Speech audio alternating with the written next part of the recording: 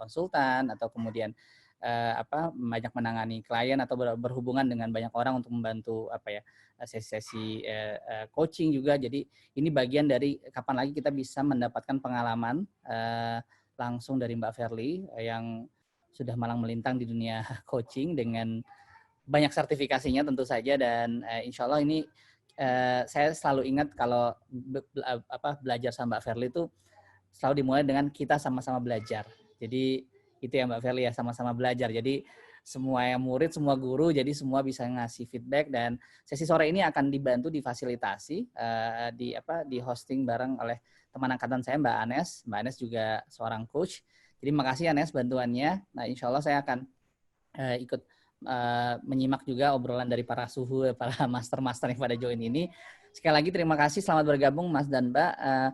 Jika ada di antara partisipan yang barangkali mungkin bukan alumni Fakultas Psikologi, tidak apa-apa. Mohon maaf kalau agak-agak roaming sedikit, biasa kapan lagi kita silaturahim dan reuni soalnya kan. Jadi sekalian ajang-ajang reuni, tapi feel free, ini siapapun bisa belajar bareng-bareng. Monggo Anes silahkan. Terima kasih Anes, Mbak Verly. Baik. Terima kasih Ivan atas kesempatannya. Saya senang sekali sore hari ini bisa ketemuan juga sama Mas dan Mbak sekalian. Ada senior-senior di sini ya, Bapak Ibu, Mas dan Mbak gitu. Semoga sehat semuanya, semoga dalam keadaan baik gitu ya, dan kita bisa sama-sama diskusi di sore hari ini. Nah, mohon izin saya memperkenalkan diri dulu juga ya, Mas dan Mbak. Tadi sudah disebutkan nama saya Anes, gitu ya, lengkapnya Angesti Putri. Sehari-hari biasa dipanggil dengan Anes saja. Karena disebut seangkatan sama Ivan, berarti ya angkatannya nggak usah saya sebut lagi ya Bapak Ibu. Oke, baik. Nah, sore hari ini saya ucapkan selamat datang sekali lagi untuk semua Bapak dan Ibu sekalian, Mas dan Mbak. Sore hari ini kita akan membahas tema yang tadi juga sudah sempat disinggung sama Ivan, yaitu coaching level up. Dan untuk membahas tema yang sangat menarik ini, gitu ya, supaya kita tahu apa sih yang dimaksud dengan coaching level up, tentu saja sudah hadir bersama kita. Tadi saya sudah lihat Mbak Verlita bertegur sapa juga dengan rekan-rekan yang pastinya sudah rindu mungkin juga ya sama Mbak Verly. Kalian temu kangen juga tampaknya gitu. Jadi semoga kita bisa diskusi bersama di sore hari ini. Nah, Mbak Verlita ini mohon izin untuk saya perkenalkan juga secara singkat, karena beliau memang sudah malang melintang Bapak Ibu, Mas dan Mbak, di dunia coaching dan juga di dunia HR tentunya. Sore ini narasumber kita adalah Mbak Verlita Sari. Nah, beliau adalah seorang psikolog, tentu saja lulusan psikologi, alumni kita, gitu ya. Nah, terkait dengan coaching, beliau belajar coaching kurang lebih berapa ya, Mbak Verly? 7-8 tahun lalu kurang lebih ya. Nah, kemudian di luar itu, tapi beliau sudah sangat banyak juga tentu saja pengalamannya sebagai konsultan untuk HR. Kemudian saat ini juga beliau sering sekali mengisi training terkait dengan pengembangan diri, gitu ya. Kemudian melakukan asesmen juga, menjadi konsultan untuk berbagai bidangnya psikologi seperti itu. Beliau juga adalah seorang brain spotting practitioner, certified MBTI, gitu ya. Kemudian juga trainer yang tersertifikasi juga. Wah, pokoknya udah ini banget ya, banyak banget kalau saya bacain semua kayaknya CV-nya nanti waktu kita habis. Jadi tak perlu berpanjang-panjang gitu ya, mungkin saya mulai saja. Namun untuk kelancaran acara kita bersama, sebelum kita mulai, bolehkah saya juga mengingatkan Mas dan Mbak sekalian untuk terkait dengan mute dan unmute Mas dan Mbak ya, gitu. Kalau boleh nanti ketika kita sudah mulai, mohon untuk di-mute dan supaya tidak mengganggu jalannya diskusi. Nanti untuk pertanyaan boleh disampaikan di chat box. Kami akan upayakan untuk menjawab. Begitu, nanti saya akan juga bersama Mbak Verlita akan saya ajukan pertanyaan sesuai dengan waktu yang tersedia. Kira-kira seperti itu. Semoga bisa disepakati ya, Mas dan Mbak. Nah, untuk itu saya undang Mbak Verlita. Selamat sore, Mbak Verlita. Selamat sore, Anne. Selamat sore, Mas dan Mbak semuanya. Ivan, teman-teman semua. Iya, semoga sehat ya, Mbak Alhamdulillah. Ferli. Nah, ini sebetulnya Mbak Ferli ini mentor saya juga di dunia coaching, Mas dan Mbak gitu. Jadi saya belajar coaching sama beliau juga gitu ya. Nah, saya mau mulai dengan pertanyaan pengantar dulu kali ya, Mbak Ferlita gitu sebagai pemantik diskusi kita. Ini belakangan kan memang banyak disinggung ya coaching gitu. Kayaknya kita semakin sering gitu ya, Mas dan Mbak juga saya yakin merasakan hal yang sama gitu. Kayaknya makin banyak nih dibahas tentang coaching. Nah, sebetulnya apa sih yang membuat coaching itu jadi begitu apa ya booming mungkin gitu Mbak Ferlita atau makin banyak diminati? Bahkan kayaknya nggak hanya sama teman-teman atau rekan dari psikologi aja ya gitu, tapi juga banyak latar belakang atau bidang yang juga akhirnya belajar coaching. Nah, itu gimana tuh Mbak Ferlita? Oke, terima kasih ya Anes. Selamat sore sekali lagi. Salam sehat untuk semuanya, salam sejahtera. Doa saya buat semua, semoga selalu sehat ya dalam situasi seperti ini. Sehat itu udah jadi nomor satu gitu ya, paling penting. Sehat fisik dan tentu saja sehat secara mental. Menjawab pertanyaan awal, mungkin memang iya. Saya rasa Indonesia memang agak ketinggalan ya. Kalau kita bilang saya belajar coaching 7-8 tahun yang lalu, dan kemudian pada saat itu belum banyak juga yang bicara tentang coaching, tapi kalau di luar sana rujukannya gitu ya, misalnya taruhlah kita bilang di Amerika gitu, coaching itu sudah sejak mungkin 20 tahun yang lalu kali ya menjadi sebuah alternatif untuk empowerment bagi sumber daya manusia. Di kita memang ya biasa agak terlambat gitu. Jadi ketika saya belajar juga di awal-awal tahun 2011 ya waktu itu 2012. Nah, itu juga belum banyak juga ternyata yang tahu tentang coaching. Masih training lah waktu itu ya yang menjadi primadona di dunia pengembangan manusia ya Nes, masih training. Kemudian ketika dikenalkan coaching, orang bertanyanya itu training apa ya? Bukan training Pak, ini coaching. Iya, semacam training apa gitu. Nah, jadi masih belum begitu memahami gitu. Agak panjang proses edukasi pada saat itu nggak ada lain kecuali dengan mengundang untuk praktek langsung, jadi merasakan secara langsung. Baru orang berpikir, oh jadi kita tuh nggak dapat materi ya kalau di coaching. Jadi masih seputar itu. Namun makin kesini gitu ya, semakin banyak juga orang yang teredukasi. Jadi sepertinya proses edukasi itu baru terlihat gitu buahnya itu mungkin 4 tahun, 5 tahun belakangan ini. Baru kemudian paham, dan kalau teman-teman mengamati ya perkembangannya, sekolah-sekolah coaching yang ada di Indonesia itu selalu penuh pesertanya. Investasinya tidak murah, tetapi selalu peminatnya selalu banyak. Bahkan dalam situasi pandemi ini, yang online diadakannya semua online, dan itu pun tidak mengurangi jumlah peminat ternyata di dunia coaching ini. Nah, satu hal memang yang menjadi selalu menggelitik itu di pikiran saya ya Mas dan Mbak semuanya, kita ini kan harusnya sebagai orang-orang yang belajar tentang behavior, tentang human behavior. Nah, semestinya kita ini lebih kita tuh udah punya basic sebenarnya. Even kita tidak belajar coaching dalam sebuah sekolah formal, tetapi karena kita biasa berinteraksi dengan manusia gitu ya, mengamati, mendengarkan, sebenarnya bukan hal-hal yang baru lagi sebenarnya buat kita. Namun sekarang ini memang akhirnya dunia coaching ini juga banyak diminati oleh orang-orang di luar profesi psikologi, di luar yang tadinya punya background social studies. Jadi banyak juga yang misalnya background-nya IT, kemudian teknik ada loh juga yang teman-teman. Iya, information technology, teknik dan sebagainya juga merambah ke dunia coaching. Saya lantas berpikir harusnya kita punya keunggulan ya, karena kita sudah dari dulu ini dunia kita. Maksudnya kita memang punya keunggulan, dan itu menjadi nilai tambah buat kita gitu. Oke. Nah, kalau dari sisi kedudukan gitu ya, kedudukan coaching itu sendiri gitu di dunia SDM saat ini berarti posisinya gimana ya Mbak Ferli ya?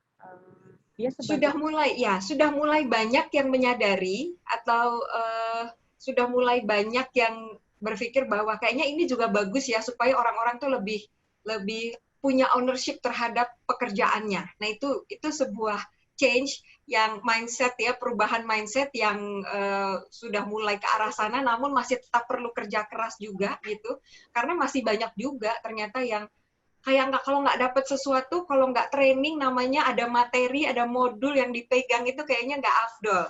Jadi selalu makanya nanti kalau mungkin di akhir kita bicara mengenai strategi ya untuk memasarkan dan sebagainya, kita bicara selalu sekarang blended antara pelaksanaan training dan diikuti dengan coaching.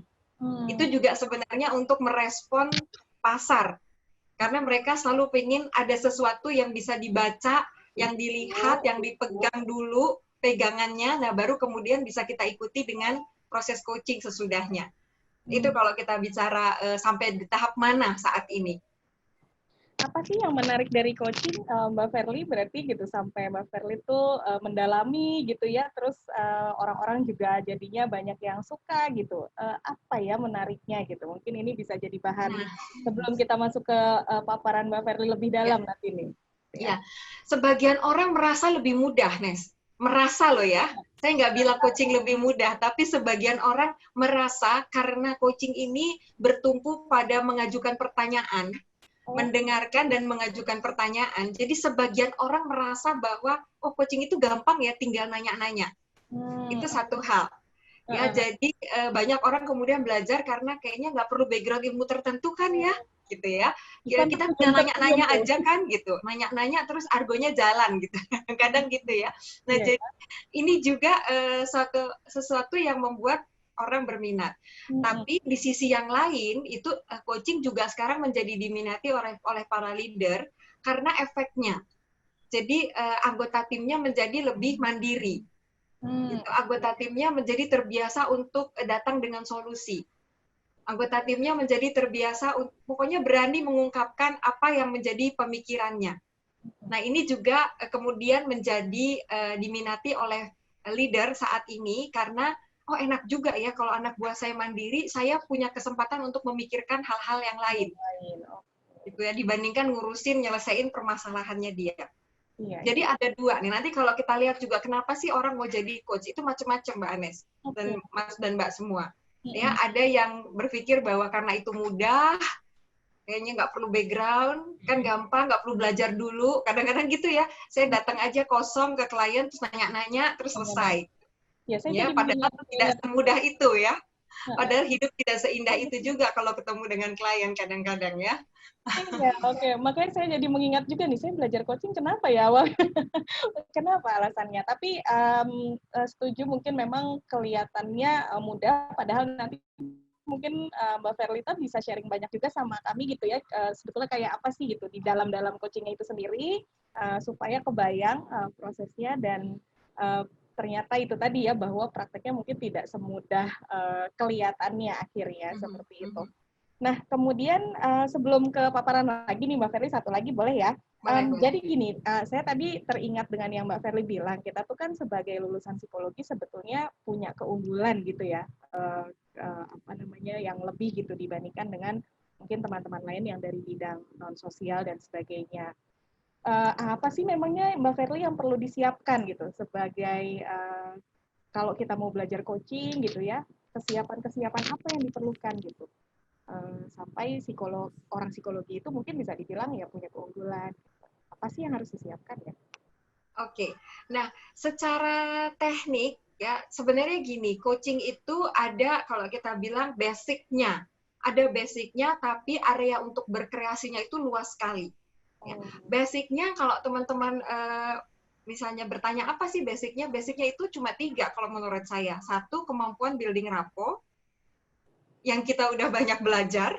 Itu kenapa saya bilang, oh kalau lulusan psikologi harusnya mudah gitu ya. 1, building rapport. 2, active listening yang kita juga belajar selalu ditekankan psikolog itu mesti perlu mendengar gitu ya. Kita belajar cukup panjang tentang bagaimana cara mendengar. Yang 3 adalah mengajukan pertanyaan. Gitu. Jadi sebenarnya kalau ngomongin basic yaitu 3 itu gitu. Namun kenapa menjadi challenging gitu ya? Itu kita bilang 1, kemungkinan ada mindset juga bahwa di masyarakat juga ya, bahwa kalau ketemu dengan psikolog atau lulusan psikologi itu dia berharap mendapatkan advice. Jadi seringkali advice-nya apa dong gitu ya? Atau memang ketika teman-teman berprakteknya di dunia misalnya counseling, itu kan kita memang diizinkan ya untuk memberikan misalnya advice tertentu sesuai dengan kebutuhan atau ketika diminta. Nah, kalau dalam coaching, apalagi coaching alirannya adalah International Coaching Federation, itu sedapat mungkin kita tidak memberikan advice. Nah, jadi challenge saya juga waktu pertama kali belajar adalah ketika kliennya datang dan nanya, jadi menurut Mbak, saya tuh harus ngapain? Nah, saya tuh suka terpancing tuh untuk memberikan suggestion. Dimana kalau dalam coachingnya ICF, wah pokoknya dia cukup ketat gitu ya, dalam ujian-ujiannya tuh cukup ketat.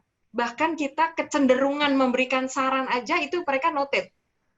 Jadi saya dalam sebuah ujian ya untuk dapat sertifikasi itu kan ada ujiannya.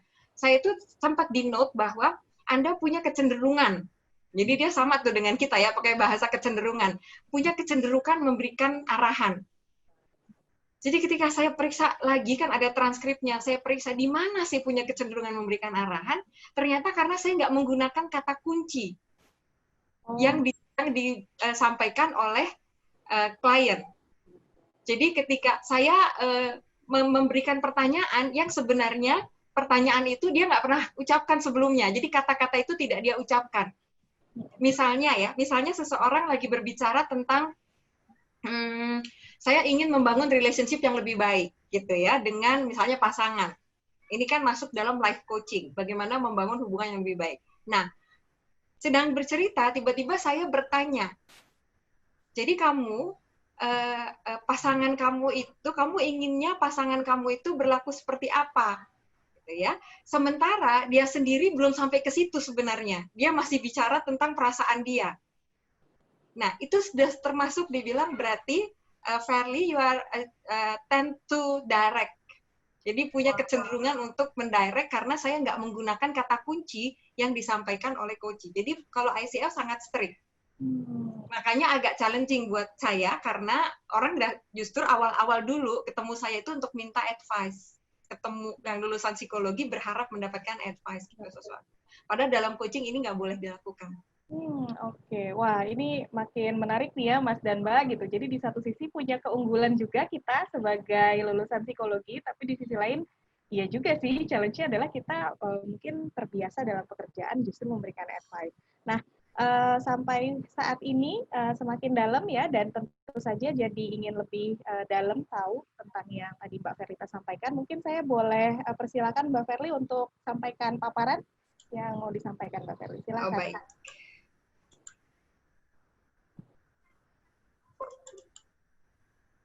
Oke, silakan. Untuk Bapak Ibu yang memiliki pertanyaan, boleh mulai dituliskan di chat box. Nanti kita akan diskusikan setelah masuk waktu untuk tanya jawab. Silakan. Sudah tampil kah, Nes? Sudah Mbak, silakan. Oke, di saya malah masih. Oke, nah, Mas dan Mbak, teman-teman semuanya, hari ini secara lebih khusus, saya pengen ngajak kita sama-sama ya membahas, sama-sama belajar di sini, tidak lagi dalam teknik coaching gitu ya, karena ngomongin teknik, ya tekniknya balik-balik sebenarnya itu lagi ya, mendengar, bertanya, building rapport. Kalau di dalam ICF itu dibilang membangun intimacy dengan klien. Ya. Nah, saya ingin masuk sekarang ke sebuah pembicaraan yang nggak terlalu sering ini sebenarnya dibicarakan.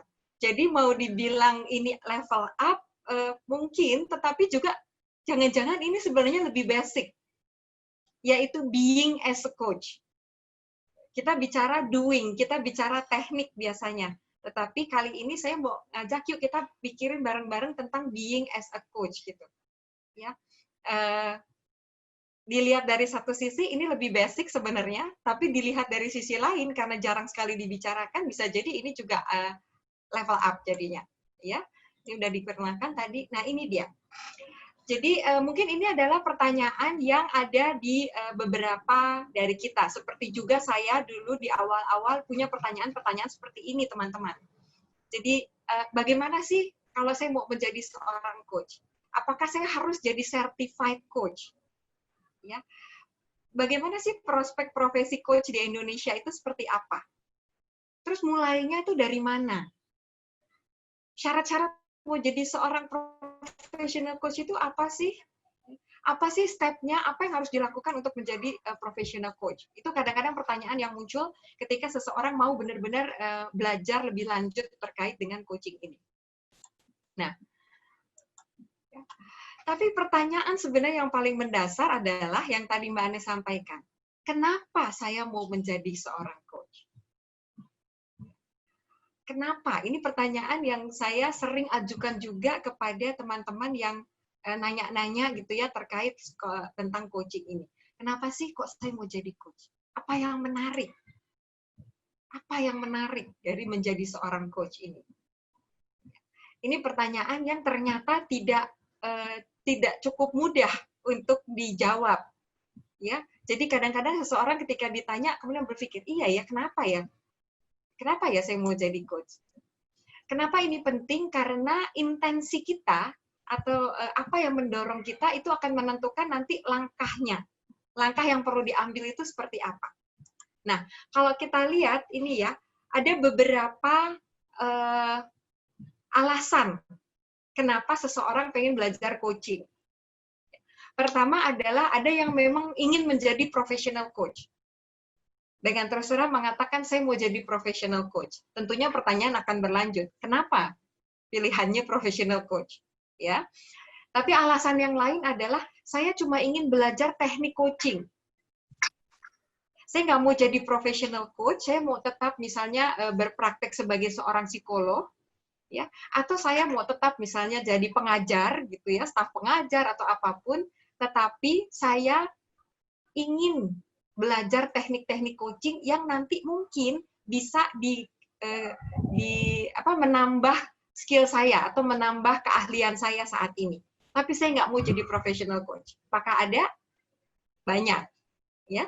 Kemudian yang berikutnya adalah mau jadi trainer tentang coaching. Ya, ini juga ada loh.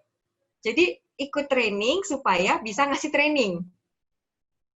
Jadi bukan mau jadi coach-nya, tapi mau jadi trainer. Apakah bisa? Bisa, tetapi agak challenging, karena kita berarti hanya tahu secara knowledge. Kalau saya nggak berpraktek dulu sebagai coach, tapi saya sudah mau memberikan training tentang coaching, itu berarti, ya, saya ketika ditanya, apa pengalamanmu? Saya nggak bisa cerita banyak. Atau ada juga yang, saya mau bangun perusahaan. Saya mau bangun coaching firm, makanya saya perlu tahu. Nah, saya punya nih teman gitu ya yang belajar coaching jauh-jauh, belajar ke Amerika, belajar ke Singapura, tapi dia nggak mau jadi coach. Tapi saya mau buka perusahaan yang jasanya itu adalah coaching. Jadi saya perlu belajar. Ada juga yang mau tahu lebih banyak tentang coaching. Kenapa? Ya pengen tahu aja. Kenapa sih kok orang rame-rame belajar coaching? Saya pengen tahu. Udah, itu aja. Iya, itu aja. Oke. Ada juga yang, karena teman saya ikut, gitu ya, karena semua orang ke sana, saya juga pengen, dan seterusnya, nggak mau ketinggalan, dan seterusnya. Ya. Nggak ada yang salah dengan ini, teman-teman. Tidak ada yang salah dengan alasan ini, tetapi memang apa niat kita itu nanti akan menentukan step-nya sebenarnya apa yang akan kita ambil. Nah, mari kita bedakan nih Mas dan Mbak antara doing coaching dengan being as coach. Doing coaching itu udah tentang tekniknya. Kita belajar teknik ini, belajar model, belajar grow gitu ya. Kalau sekarang kan yang cukup familiar di kita itu adalah grow.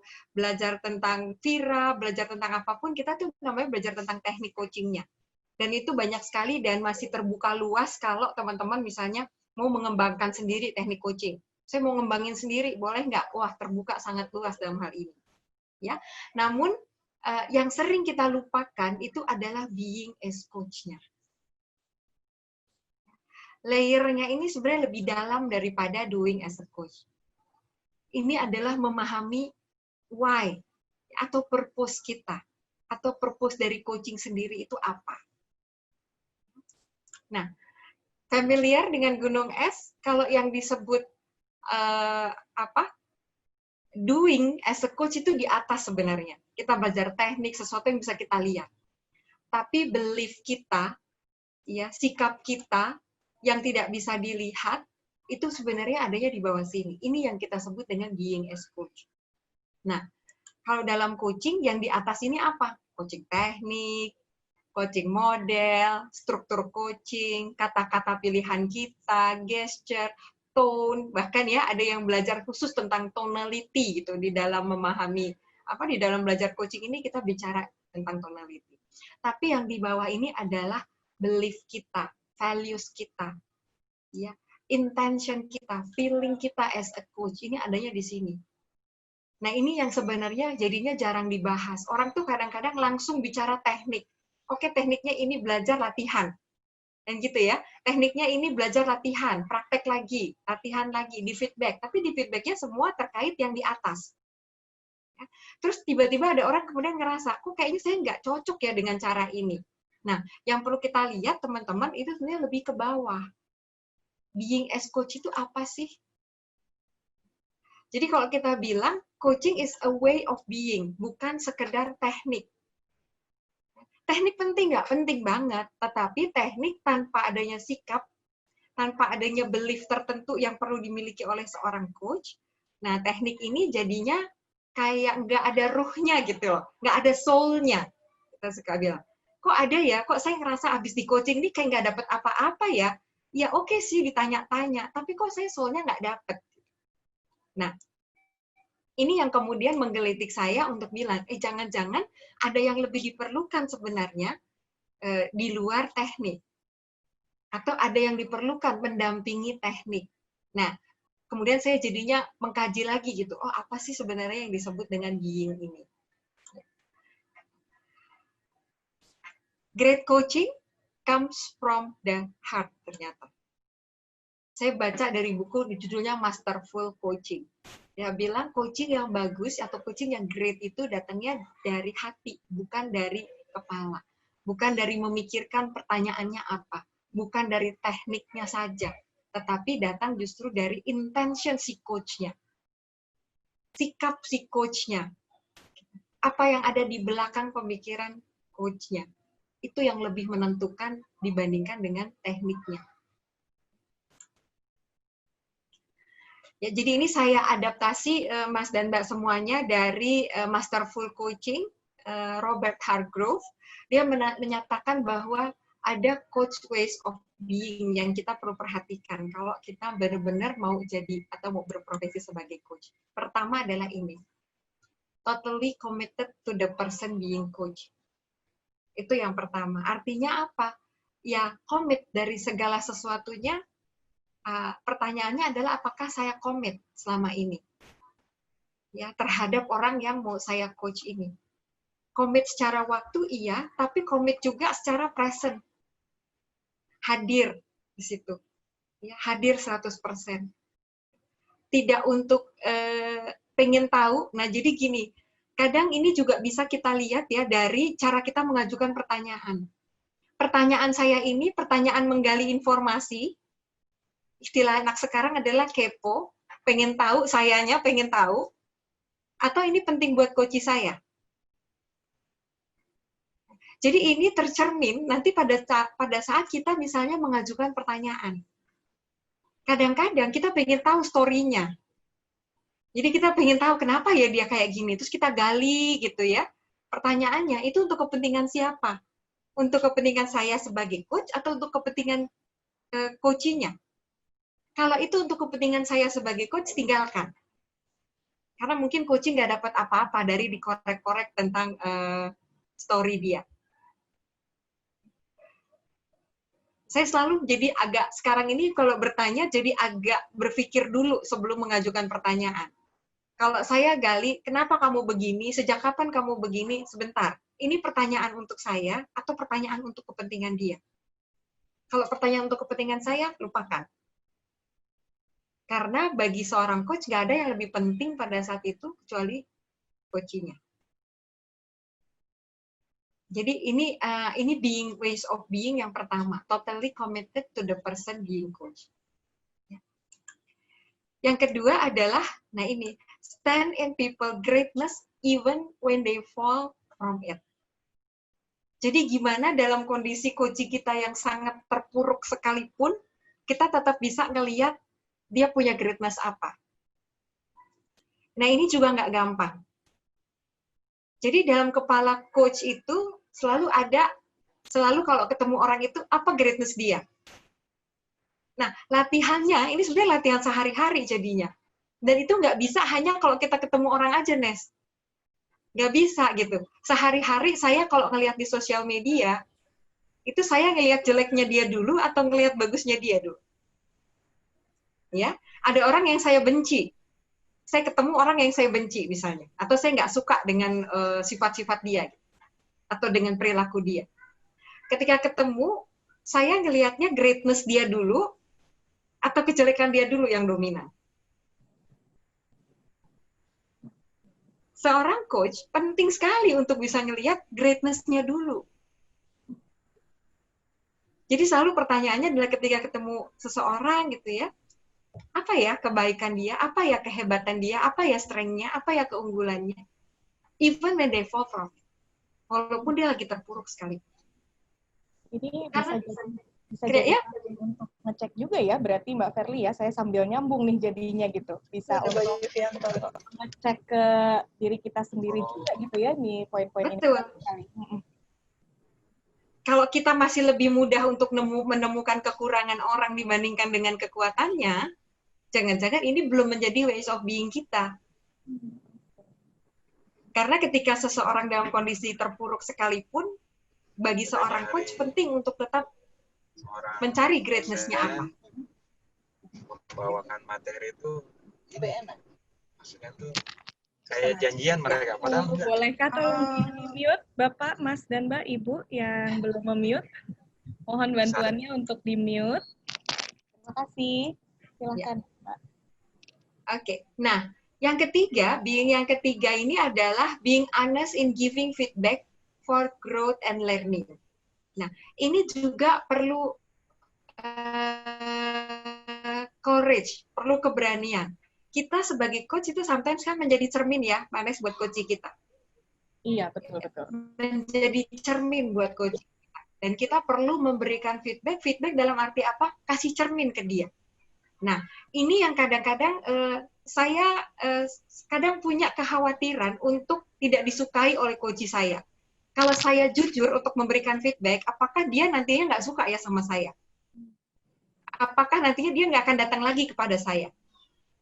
Apakah dia jadi nggak nyaman ketika berada dengan saya? Kalau gitu, kalau daripada dia nggak suka sama saya, lebih baik saya menunda aja untuk memberikan feedback. Sebagai akibatnya adalah dia nyaman, tapi di sisi yang lain dia nggak tumbuh.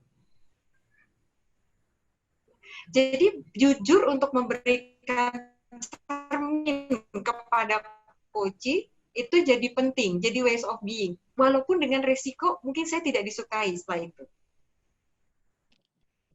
Gak apa-apa, yang penting di belakang kepala saya adalah saya totally committed untuk dia berkembang. Nah ini juga nggak mudah. Kepada teman aja kadang kita juga masih mikir ya, aduh kalau saya kasih tahu enak nggak ya? Banyak kan nggak enaknya mungkin kalau saya jadinya. Enak nggak ya? Padahal penting, tapi nggak enak. Nanti dia marah, nanti dia sedih, nanti dia ini. Nggak usah deh, atau kamu aja deh. Ya kadang-kadang ya, minta orang lain, kamu aja deh. Ini juga perlu belajar. Nah, coach kalau masih ragu, berarti ada yang perlu dilatih tuh, ways of being-nya. Berarti harus siap kadang-kadang bisa jadi nggak disukai juga, tapi siap itu, untuk tidak disukai. Tapi itu demi kebaikan dia juga sebetulnya, yes. Ya, pengembangan diri dia. Betul. Gitu. Itu justru menunjukkan bahwa saya komit. Saya komit terhadap dia. Totally committed. Even dengan resiko tidak disukai. Mungkin satu pengalaman ya Mbak Nes, saya tuh ada beberapa kali kok melakukan coaching dan coachnya bilang saya nggak suka. Ngomong langsung gitu? Saya nggak ngomong langsung. Oh, wow. Nah, ini pengalamannya perlu digali nih. Jadi, menarik tuh. Jadi dalam sebuah, dia levelnya sudah tinggi gitu ya, satu level di bawah direksi lah kita bilang, sebuah BUMN gitu. Kemudian dilakukan proses coaching dan di akhir dia bilang, di sesi kedua dia bilang, saya nggak suka sama ibu. saya nggak suka di coaching. Oke. Ya. Tapi karena saya mungkin udah biasa ya nggak disukai orang, jadi ya udahlah gitu ya. Terus Bapak maunya gimana kan gitu. Ya, akhirnya dalam sebuah percakapan nggak disukai dan sebagainya, tapi kan proses perjalanan berjalan terus ya. Kita juga tetap komit gitu.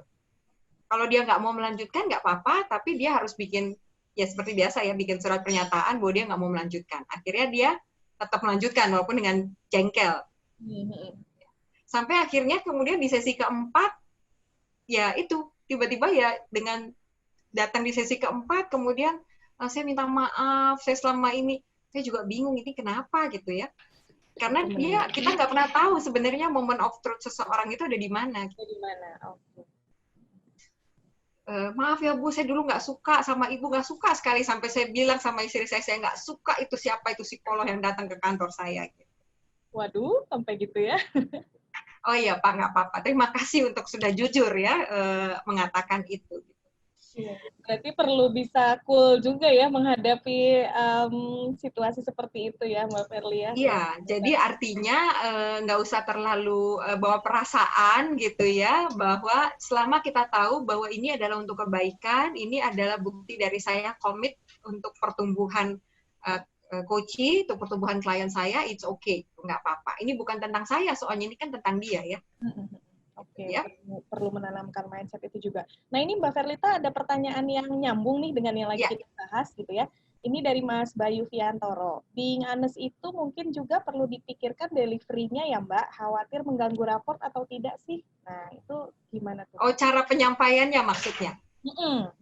Apakah perlu juga dipikirkan delivery-nya karena Mas Bayu mengarahkannya ke raportnya, nanti terganggu nggak nih rapor kita gitu? Iya, saya rasa waktu itu rapor saya juga terganggu sih. Iya ya. Karena nggak ada yang suka sebenarnya ya ketika dia melakukan sesuatu, kemudian kita sebenarnya nggak kasar dan sebagainya ya, kita hanya memberikan cermin kok. Bapak kemarin komit untuk ini, ternyata Bapak tidak melakukan, menurut Bapak seperti apa, kan itu aja. Kalau dalam coaching kan semua memberikan feedback juga dengan pertanyaan. Iya. Dalam coaching memberikan feedbacknya juga mungkin agak berbeda dengan kalau kita memberikan feedback seperti biasa ya. Dalam coaching feedback itu usahakan dari coachingnya sendiri yang menemukan atau yang mendapat learning. Jadi kita hanya menyampaikan faktanya. Bapak kemarin komit untuk melakukan ABC, betul ya Pak? Iya. Nah hari ini belum ada satupun yang bisa Bapak serahkan ke saya. Belum ada satupun yang dilakukan. Betul, Pak, begitu? Bagaimana Bapak melihat ini? Kan itu the way untuk memberikan feedback dari sisi coaching. Jadi sebenarnya tidak ada sesuatu yang kasar dan sebagainya, enggak. Tapi bahwa kemudian sebetulnya ya. Betul, bahwa kemudian ada resiko rapor terganggu. Iya, saya rasa waktu itu rapor saya juga terganggu. Tapi pilihannya adalah saya sampaikan apa enggak. Kalau saya nggak sampaikan, terus, oh ya nggak apa-apa Pak, misalnya. Bapak sibuk ya nggak apa-apa lah Pak. Nah kapan dia tumbuh? Betul. Dia harus dihadapkan menurut saya. Dia mesti dihadapkan dengan perilaku dia sendiri kan ini. Saya nggak suka dengan cara ibu gini. Saya ditanya-tanya kayak anak kecil kan gitu ya jadinya. Terus ya Pak, this is coaching. This is the process of coaching gitu. Harus dijelaskan. Jadi Bayu, ya itu resiko, baik. Resiko. Yang penting kita menjaga delivery-nya adalah betul sekali. Delivery-nya tetap on track. Tidak ada kata-kata kasar, tapi asertif. Asertif pun nggak selalu menyenangkan ya buat orang. Tapi saya memilih itu pada saat itu, karena saya merasa bahwa itu penting banget. Dia udah leader loh. Di posisi seperti itu, gitu. Masih punya alasan ini dan itu, menurut saya dia mesti melihat gitu kondisi itu kalau memang mau maju. Gitu kira-kira, Mbak Anes. Oke, terjawab ya Mas Bayu. Nanti kita menuju ke ini ada pertanyaan lagi juga Mbak Ferli, mumpung lagi tanya jawab nih, ada supaya kita tidak terlalu numpuk ya. Ini mungkin agak mundur tadi Mbak Verly dengan diskusi kita di awal. Ini Ya. dari Mbak Ica, psikologi angkatan 2012. Wow, ya. Izin Masih bertanya. muda sekali, Ica. Saya cuma bilang wow ya. Untuk menjadi coach, tidak perlu dengan latar belakang psikologi atau psikolog. Ini tadi kayaknya yang kita sempat di awal bahas ya, Mbak Verly. Nah, Mbak Ica penasaran, lantas apa yang jadi pembeda nih antara coach bukan dan dengan latar belakang psikologi atau psikolog nih, Mbak? Gitu. Iya, nah justru itu, Ica, itu yang jadi juga menggelitik saya gitu ya. Kalau ini begitu bebas, semestinya menurut saya, orang-orang seperti kita yang memang sudah punya interest tertentu terhadap human behavior, harusnya menjadi kuat kan, menjadi lebih kuat gitu. Dan kita udah punya segala macam basic lah, kalau kita ngomongin teori-teori tentang personality dan sebagainya, itu kan kita sudah lebih tahu. Nah, tapi ya itulah kalau kita bicaranya tekniknya itu sangat mudah dipelajari sebenarnya, teknik as a coach. Itu sangat mudah dipelajari, sekolah-sekolah coaching semua mengajarkan itu. Bahkan nggak usah sekolah coaching yang membutuhkan investasi besar ya, workshop-workshop, seminar-seminar yang sangat affordable untuk kita hadiri, itu juga banyak bicara teknik. Nah, justru pertanyaan saya adalah berikutnya, apa sebenarnya yang bisa membedakan? Nah, ini menurut saya being ini adalah salah satunya yang bisa membedakan. Kalau kita menunjukkan bahwa saya komit untuk orang lain, rasanya itu udah bisa jadi ya, itu udah sehari-hari kita. Dari kuliah pun kita udah di challenge terus ya untuk komit sama orang lain, observasi, itu kan udah hari-hari. Jadi harusnya sih kita punya being yang lebih solid gitu, kalau saya bilang. Ya, being yang lebih solid sebagai seorang coach. Ini yang nantinya akan membedakan. Ketika teknik itu udah dikuasai oleh banyak orang, being as a coach inilah yang nantinya bisa membedakan antara seorang coach dengan coach yang lain. Saya suka agak gimana ya, aduh teman-teman psikologi mungkin lebih banyak orang di luar psikologi loh sekarang yang jadi coach gitu. Sayang banget kalau menurut saya sih, in my opinion. Oke. Nyambung berarti ya, Mbak Ica, semoga terjawab. Mbak, terima kasih banyak Mbak atas penjelasannya. Sama Ica. Oke, nah jadi semakin pengen dalam lagi Mbak Verly tentang being ini. Kita baru di poin, kayaknya masih ada lagi ya Mbak Verly. Nah, silakan dilanjutkan, Mangga. Oke. Nah, comes from the view that anything is possible. Every situation is transformable. Ya, jadi bagaimana coach ini selalu melihat segala sesuatunya itu mungkin. Termasuk dalam hidup kita sendiri loh. Pertanyaan saya suka ngecek nih, kalau saya udah banyak bilang susah sama hidup saya, kok susah ya ini, kok nggak bisa ya ini, kok nggak mungkin ya ini, itu juga nanti akan terbawa sebenarnya conversation itu ketika saya bicara dengan coach saya. Jadi membiasakan diri untuk melihat apa yang bisa dilakukan ketimbang yang nggak bisa dilakukan. Itu juga sebenarnya being yang diperlukan sebagai seorang coach. Kalau kita terbiasa komplain, gitu ya, mau even terhadap diri sendiri, terbiasa komplain, terbiasa ngelihat dari susahnya dulu, ketimbang dari yang mungkin dilakukan, susahnya dulu. Kayaknya susah ya. Nah, kalau kebanyakan ngomong susahnya dulu, itu nanti kebawa pada conversation kita dengan coach deh. Percaya deh sama saya. Ya, ketika coach bilang susah, itu kita akan bilang, iya ya, emang susah. Dalam hati. Tapi ketika itu terjadi di belakang pikiran atau di dalam hatinya coach, itu akan terbawa kepada seberapa kita akan men-challenge coach kita untuk melihat apa yang mungkin dia lakukan. Nah, ini juga latihan. Dalam situasi serba sulit kayak sekarang ini bisa jadi latihan. Ya, bisa jadi latihan yang bagus banget sebenarnya untuk ngelihat apa yang mungkin dilakukan ketimbang yang nggak mungkin dilakukan. Ya. Nah, ini juga always be ready to transform yourself. Ya. Nah, ini saya selalu bilang sebagai coach gitu, ya kita sendiri sebenarnya perlu punya goal. Perlu punya sesuatu yang dikejar dalam hidup.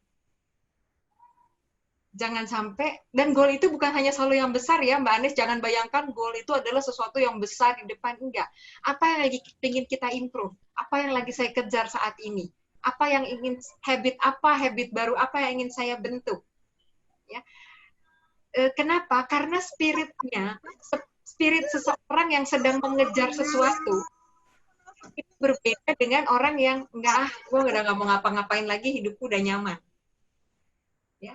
Ketika seorang coach gitu dalam pikirannya, saya nggak mau ngapa-ngapain lagi karena hidup saya udah nyaman, saya tinggal menikmati hidup aja gitu ya. Itu nanti akan energi orang yang sedang mengejar sesuatu, energi orang yang sedang ingin meraih sesuatu, itu berbeda dengan energi orang yang udah nggak pengen ngapa-ngapain lagi. Jadi kadang nih ada beberapa teman yang kemudian bilang ke saya udah capek, saya udah mau pensiun, saya mau jadi coach aja. Ya, saya bilang, hati-hati dengan kata-kata itu. Maksudnya apa nih, gitu ya? Maksudnya apa? Kalau kamu nggak pengen ngapa-ngapain lagi dan cuma pengen jadi coach, nanti energi nggak pengen ngapa-ngapainnya itu bisa kebawa dalam conversation kepada coach kita. Ya. Tapi kan saya udah capek bekerja. Tunggu, nggak ngapa-ngapain itu bukan berarti harus berbisnis lagi. Tapi misalnya saya mau aktif di kegiatan kemanusiaan. Saya mau mendirikan yayasan untuk orang nggak mampu. Misalnya, itu juga sesuatu yang dikejar. Nah, ketika kita sedang dalam proses mengejar sesuatu, energi kita akan berbeda, Mas dan Mbak. Dengan ketika kita tadi tuh nggak mau ngapa-ngapain lagi, cuma mau coaching aja. Ya. Jadi selalulah punya sesuatu yang ingin diraih dalam hidup. Kalau kita mau benar-benar being as coach-nya itu solid. Selalu tanya, hari ini apa? Sesimpel ya memperbaiki misalnya relationship sama lingkungan, gitu ya, pengen kontribusi lebih besar untuk lingkungan. Ya, tidak harus selalu yang sifatnya finansial, tidak harus selalu yang sifatnya uang ya atau bisnis, enggak. Tapi ketika kita selalu mentransform diri kita, nanti itu juga akan kebawa pada percakapan-percakapan yang kita bangun dengan coach kita. Oke, dan itu berarti tidak harus sesuatu yang besar gitu kali ya Mbak Verly ya? Maksudnya bisa banget melatih dirinya itu ya gitu. Saya jadi kebayang kan kita lagi mau melatih diri nih being as coach gitu ya. Berarti kan dari hal-hal yang kalau mikirnya terlalu besar tuh jadi kayak nggak susah gitu ya. Jadi kalau mau jadi termasuk misalnya saya pengen sekarang pola hidup sehat deh. Itu kan juga sesuatu yang kita kejar. Itu perlu transformasi loh dari diri kita untuk mengubah lifestyle, untuk mengubah cara kita makan, untuk mengubah apa yang kita makan, itu kan juga transformasi. Jadi tidak harus selalu yang sifatnya bisnis dan sebagainya. Tetapi kalau ada sesuatu yang sedang kita upayakan, itu sebenarnya berpengaruh terhadap cara kita berbicara, berpengaruh terhadap energi kita, karena kita lagi pengen meraih sesuatu. Ini nantinya yang menurut saya, ketika kita juga lagi punya, saya juga lagi on the challenge loh ini. Makanya kalau saya bilang, always put myself on challenge gitu. Saya selalu bawa diri saya lagi challenge apa nih, yuk. Jadi itu kebawa dengan semangat gitu ya, nanti pada saat saya ketemu dengan coaching. Ini terasa sekali. Nah, jadi kalau kita lihat coach ways of being, ini ada kurang lebih, ada 5 di sini, yang saya hari ke hari juga masih selalu bertanya ke diri saya. Kira-kira ini udah cukup solid belum ya di diri saya? Karena nanti ini yang akan mengendalikan semua teknik, semua model, semua struktur coaching yang sangat mudah sebenarnya dikuasai. Justru being inilah yang kita perlu evaluasi terus-menerus gitu ke diri kita sendiri. Orang lain mungkin nggak tahu. Orang hanya merasakan aja dampaknya, tapi yang tahu sebenarnya adalah kita. Kira-kira begitu sementara, Mbak Anes. Oke, baik. Nah, ini Mas Bayu nyaut lagi nih. Nunggu workshop psychologist as a coach katanya Mbak Verlita. Kapan mau bikin ya? Mungkin teman-teman lain sejauh ini sudah ada yang tertarik juga. Oke, ini ada pertanyaan lagi Mbak Verlita, saya sambung ya. Dari Ahmad Setia Budi, Psikologi 05. Coach yang sukses jadinya syaratnya apa ya Mbak Verlita? Oke, pertanyaannya adalah what is success? Nah, ditanya balik tuh, Mas. Nanya sama coach tuh ditanya balik loh ya kayak gitu ya. Jadi Apa sih definisi sukses menurutmu? Itu dulu penting. Ya, karena definisi sukses tiap orang kan berbeda. Apakah ada orang yang bilang, oh saya bilang coach sukses itu kalau coachnya banyak kliennya. Mungkin ada yang punya ukuran sukses seperti itu. It's okay. Coach yang sukses itu adalah coach yang bisa ketika berinteraksi orang kemudian bisa bertransformasi dengan dia. Mungkin itu juga ada yang punya ukuran seperti itu. Dan boleh-boleh aja teman-teman. Yang pasti adalah ukuran suksesnya menurut kita. Apa yang menurut kita sukses. Mungkin ada atau mau unmute, mungkin menyampaikan pertanyaan juga boleh loh. ini kalau mau diklarifikasi boleh loh Mas Ahmad. Ditanya balik soalnya nih sama Coach Verlita. Jadi suksesnya maksudnya apa gitu ya. Lalu pertanyaan berikutnya boleh ya Mbak Verli ya? Boleh.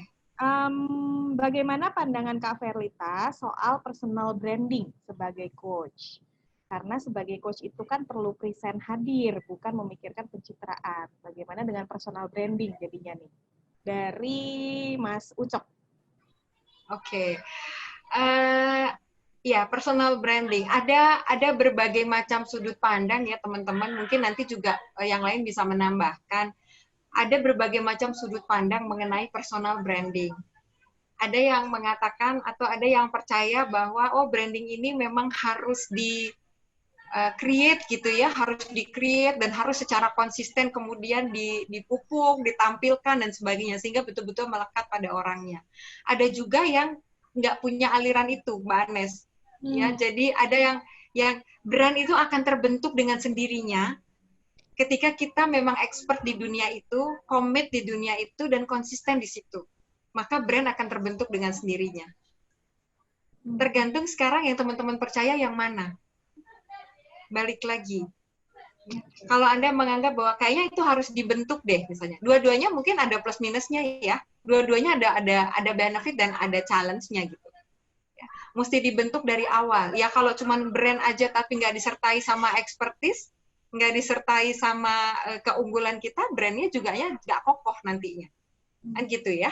Brandnya oh iya udah di sounding orang dan sebagainya dikenal karena sering posting, apalagi sekarang sosial media sangat membantu gitu ya untuk branding, orang akan kenal. Tapi begitu orang berinteraksi, kalau kita nggak barengi dengan expertise, orang akan kecewa.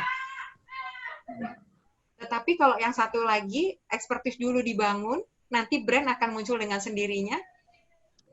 Bisa jadi itu betul, tetapi takes time. Butuh waktu akhirnya untuk sampai kemudian orang mengenal. Tinggal sekarang Anda yakinnya sama yang mana dan mau pilih yang mana. Kalau tanya saya aliran yang kedua. Jadi saya aliran yang bangun dulu expertise-nya, nanti dengan sendirinya orang akan tahu. Tapi itu butuh waktu. Iya, betul. Tinggal sekarang keyakinannya teman-teman yang mana. Dua-duanya bisa benar, dua-duanya bisa tepat atau bisa nggak tepat juga buat Anda. Kalau saya termasuk yang agak risih gitu teman-teman, kalau saya ngerasa saya belum punya expert, tiba-tiba saya udah punya brand ini itu, karena kan sekarang juga banyak gitu ya, saya secara pribadi, tapi itu bukan patokan. Artinya boleh saja kalau Anda memilih punya konsultan branding sendiri, kemudian membrand diri tapi saran saya adalah sambil meningkatkan expertise juga, supaya orang nggak kecewa nantinya. Begitu, Mbak Anes. Yang mana yang kita lebih pede jalaninnya gitu ya, kalau itu sih berarti ya. Ya, balik lagi belief kita apa? Balik lagi ke belief kita apa sih gitu terhadap brand itu. Oke. Silakan dipilih Bang Ucok, berarti kira-kira saat ini lebih enak pakai jalan yang mana gitu ya, kalau dari penjelasan Coach Verlita barusan gitu. Kemudian ada dari, Bu Maike, selamat sore Bu Maike. Saya bacakan ya Bu, pertanyaannya Bu. Menurut saya, sebagai coach perlu menguasai teknik komunikasi efektif, mendengar aktif, sikap asertif, dan menerima perbedaan bahwa orang tersebut punya karakter yang unik. Oh, ini lebih seperti clarify kayaknya Coach Verlita ya, dari Bu Maike. Oke. Iya. Bu Michael, mau sehat. Ditanggapi? Bu, enggak, saya senang aja Bu Michael udah lama banget nggak ketemu. Semoga sehat-sehat. Betul sekali Bu, kalau dalam coaching itu kita sebutnya teknik komunikasi, betul yang tadi. Jadi bagaimana mengajukan pertanyaan jadinya khususnya. Bagaimana mengajukan pertanyaan, bagaimana mendengar, mengajukan pertanyaan, kemudian diawali dengan membangun raport sebenarnya. Gitu. Setuju, Ibu. Terima kasih. Ya, terima kasih Bu Maika, semakin diperjelas malah nih ya gitu. Ada beberapa teknik, keterampilan yang memang perlu kita kuasai juga. Halo Coach Ferly, saya Febrian, Coach Ibu Ferly di FSC. Wah, ini ya, sudah kenal sebelum ya berarti. Halo Dek Febrian, kalau tertarik untuk jadi coach, nih ya, kalau tertarik untuk jadi coach, tapi hanya untuk stock of knowledge buat diri sendiri, bukan untuk jadi coach profesional. Apakah worth it kalau menurut Coach Ferly? Terima kasih, meminta pandangan ini Coach Ferly nih. Ya, betul ya. Jadi gini teman-teman, saya sebenarnya tadi pertanyaan Bayu ya, menunggu psychologist as coach gitu ya Mbak Anes ya tadi ya. Iya, benar-benar. Ya, sebenarnya saya pernah juga kok mengadakan beberapa kali coaching untuk teman-teman dengan latar belakang psikologi. Tentunya salah satunya waktu itu dengan Mbak Iin ya, Mbak Iin. Jadi kita bikin khusus gitu, bagaimana sih menjadi coach tapi bukan professional coach gitu. Teknik-tekniknya itu sangat bisa menjadi tambahan teknik ketika teman-teman melakukan profesi yang lain. Itu yang dimaksud tidak menjadi professional coach. Tetap dengan profesi Mbak Iin tetap menangani klien dengan segala macam terapi yang dimiliki, dengan teknik konseling yang dimiliki, namun ketika sudah memiliki tambahan gitu ya, tambahan cara mengajukan pertanyaan, nah ini jadinya kadang-kadang kita juga membutuhkan itu gitu. Boleh Mbak In, boleh sharing sedikit Mbak, mungkin waktu itu seperti apa? Nah, Mbak Iin, gimana Kak Mbak Iin? Silahkan Mbak Iin. Sore teman-teman. Mbak Iin. Saya sudah ikut sama Ferly beberapa kali karena ini Bu Guru Ferly.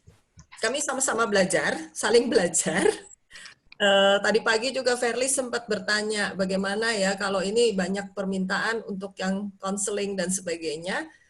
Lalu saya bilang, Ferly kekuatannya di situ sebenarnya. Jadi udahlah Fer, kamu di grup coaching aja.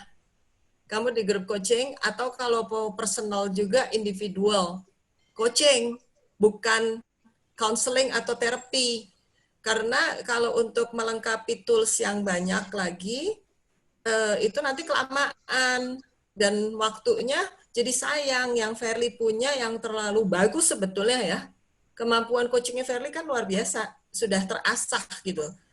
Jadi sayang. Jadi saya sendiri jujur bertahun-tahun juga menjadi psikolog. Tadinya psikolog klinis jadi-jadian. Terus lama-lama kan belajar sedikit. Lama-lama saya merasa itu menjadi being saya. Jadi sebetulnya mirip ya, sebetulnya dalam arti totally committed to the person itu sama. Sebagai psikolog pada dasarnya itu harus gitu. Sehingga kemudian saya bekerja menangani segmen yang lebih bermasalah istilahnya. Jadi orang untuk bertransformasi itu dia harus sampai istilahnya kalau saya bilang titik nol, dia baru sejalan. Kalau dia di minus, dia harus dinetralisir dulu semua supaya dia punya kekuatan untuk maju. Istilahnya kalau kayak mobil iketannya tuh harus diputusin dulu deh supaya dia bisa maju.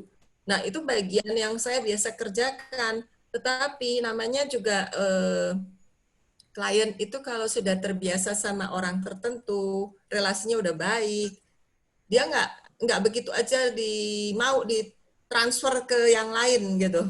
Dia bilang, kamu kayaknya lebih perlu ini deh, saya nggak terlalu nguasain tekniknya waktu itu. Jadi saya bilang, ini udah selesai untuk ini. Tapi dia balik lagi bilang, Bu, saya kayaknya masih butuh bimbingan buat saya maju dan ini.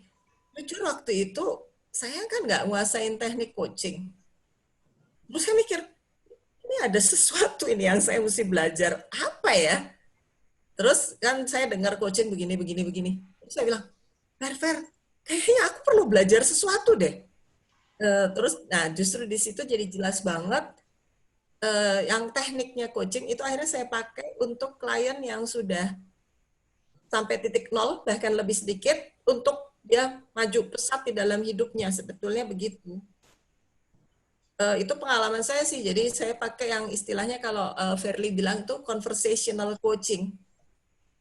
Bukan sesi coaching Bukan beneran. profesional, ya betul ya Mbak ya. Nah, bukan. Ya. Terima kasih Mbak Iin. Terima kasih juga atas kesempatan sharing. Iya.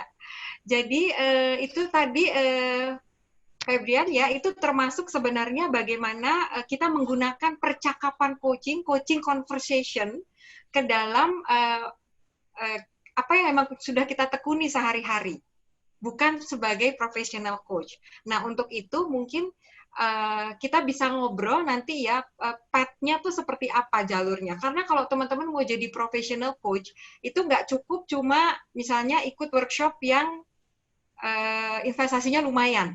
Ya. Selain ikut workshop yang investasinya lumayan, setelah itu harus ada coaching hours yang dikumpulkan, setelah itu harus ada proses mentoring, setelah itu harus ada proses ujian, jadi prosesnya itu cukup panjang. Makanya saya selalu bertanya, betulkah Anda mau jadi seorang professional coach yang benar-benar nekunin, jangan setengah-setengah. Kalau misalnya enggak, saya cuma mau belajar tekniknya aja, ya, mari kita cari gitu ya workshop-workshop yang tidak sertifikasi tapi mengajarkan teknik coaching. Dan itu sangat banyak. Apalagi di era webinar seperti sekarang ini ya, di era online. Banyak sekali ini era sebenarnya untuk menggali ilmu, menambah ilmu banget gitu sebenarnya. Jadi teman-teman bisa diskusi, bikin kelompok belajar, diskusi dengan teman-teman di situ, ikut lagi, belajar lagi, gitu ya. Itu bisa untuk mengetahui tekniknya. Memang jadinya bukan certified. Tapi pertanyaan saya kan nggak semua juga ya perlu sertifikasi itu, gitu. Kemarin itu kita bikin kelas kecil bersama Mbak In dan teman-teman adalah memang tidak mau menjadi professional coach, tapi merasa bahwa tekniknya kayaknya penting deh. Ada teman-teman di HRD gitu, sebagai manajer HRD. Penting nih untuk tahu ini. Sehingga nanti bisa conversation dengan timnya, itu dengan teknik coaching. Atau parents, orang tua. Saya penting, anak saya ini udah besar. Ya, ketika anak-anak sudah SMA ke atas, bahkan SMP ke atas, itu teknik memberikan nasihat dan sebagainya pelan-pelan kita kurangi ya, karena mereka juga sudah pengen mengungkapkan diri, sudah punya aspirasi sendiri. Maka ada juga waktu itu saya lagi nggak bekerja, tapi saya ingin teknik coaching ini bisa diterapkan kepada anak saya. Kemudian ikut, kita belajar bareng-bareng. Nah, jadi jalurnya berbeda.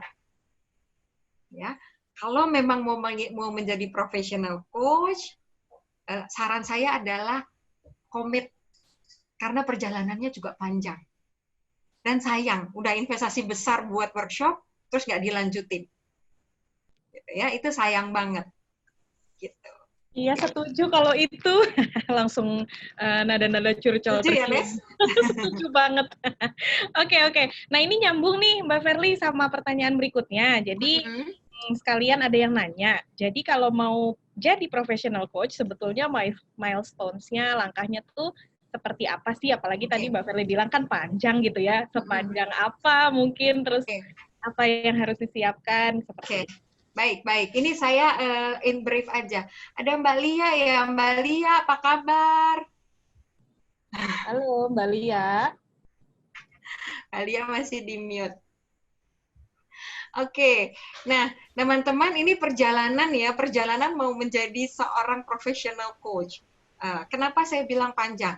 Tapi ini mohon maaf, saya cuma tahu dari federasinya ICF ya, International Coaching Federation. Mungkin yang lain juga banyak asosiasi coach yang lain yang punya juga sendiri-sendiri gitu ya. Tapi kalau ICF ini perjalanannya panjang. Pertama, teman-teman perlu ikut dulu sekolah coaching atau coaching school yang sudah di approve oleh ICF. Di Indonesia itu ada 5 atau 6 kalau saya nggak salah yang sudah di-approve oleh ICF.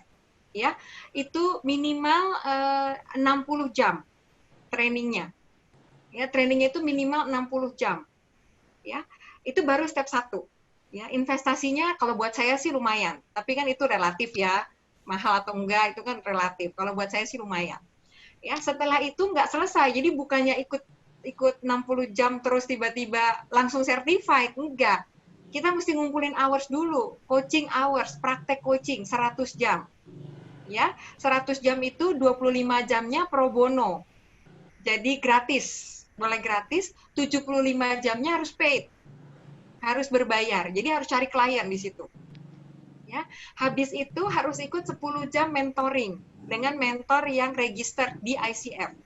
10 jam. Itu ada lagi tuh investasinya. Setelah itu baru mengajukan diri untuk ujian. Ya, ada lagi investasinya untuk ujian. Setelah itu ujian dan mengirimkan rekaman kita. Jadi kita rekaman coaching di transkrip, kita kirimkan. Nah, kemudian mereka ada asesor di sana untuk menilai. Ya, itu baru level 1 Associate Certified Coach, ACC. Ya, nanti dari ACC naik jadi PCC, Professional Certified Coach. Perlu 500 jam coachingnya. Jadi mereka ini memang benar-benar yang namanya coach tersertifikasi itu harus ada jam praktek coachingnya. PCC itu 500 jam, kemudian harus coaching trainingnya harus 125 jam gitu ya. Kemudian nanti naik lagi MCC yang paling tinggi. Saya belum nyampe itu ke sana. Master Certified Coach 2.500 jam. Ya, jadi itu perjalanannya kalau memang mau certified beneran dari International Coaching Federation. Bukan hanya ikut training 60 jam, itu namanya baru Certificate of Attendance kalau menurut saya, karena dia udah mengikuti workshop-nya. Gitu. Jadi cukup panjang perjalanannya, tapi kalau Anda memang mau serius, ya memang itu path yang harus dilalui. Saya sendiri agak struggling waktu di awal itu ngumpulin 100 jamnya. Karena mesti mencari gitu ya, mencari klien, kemudian nggak semuanya mau. Dan ternyata 100 jam itu lama loh, Nes. Jadi ngumpulin satu orang 1 jam dicatat, bikin coaching log satu gitu ya, terus dikumpulin sampai 100. Tapi mungkin kalau dari pengalaman saya sekarang sih orang udah mulai kenal kali ya, Mbak Ferly. Jadi ya lebih ini sih orang lebih mau gitu. Coaching yuk, ayo gitu. Enaknya gitu ya belajar di zaman sekarang kayaknya enaknya itu deh. Kalau teman-teman mau serius gitu. Betul. Oke. Ya. Jadi itu kira-kira semoga tergambar perjalanannya kalau teman-teman mau menjadi certified coach. Oke, semoga kebayang ya Mas, siapa tadi yang bertanya, Mas Nusran. Nah, ini kayaknya punya niat baik untuk belajar jadi professional coach. Ya, semoga lancar ya.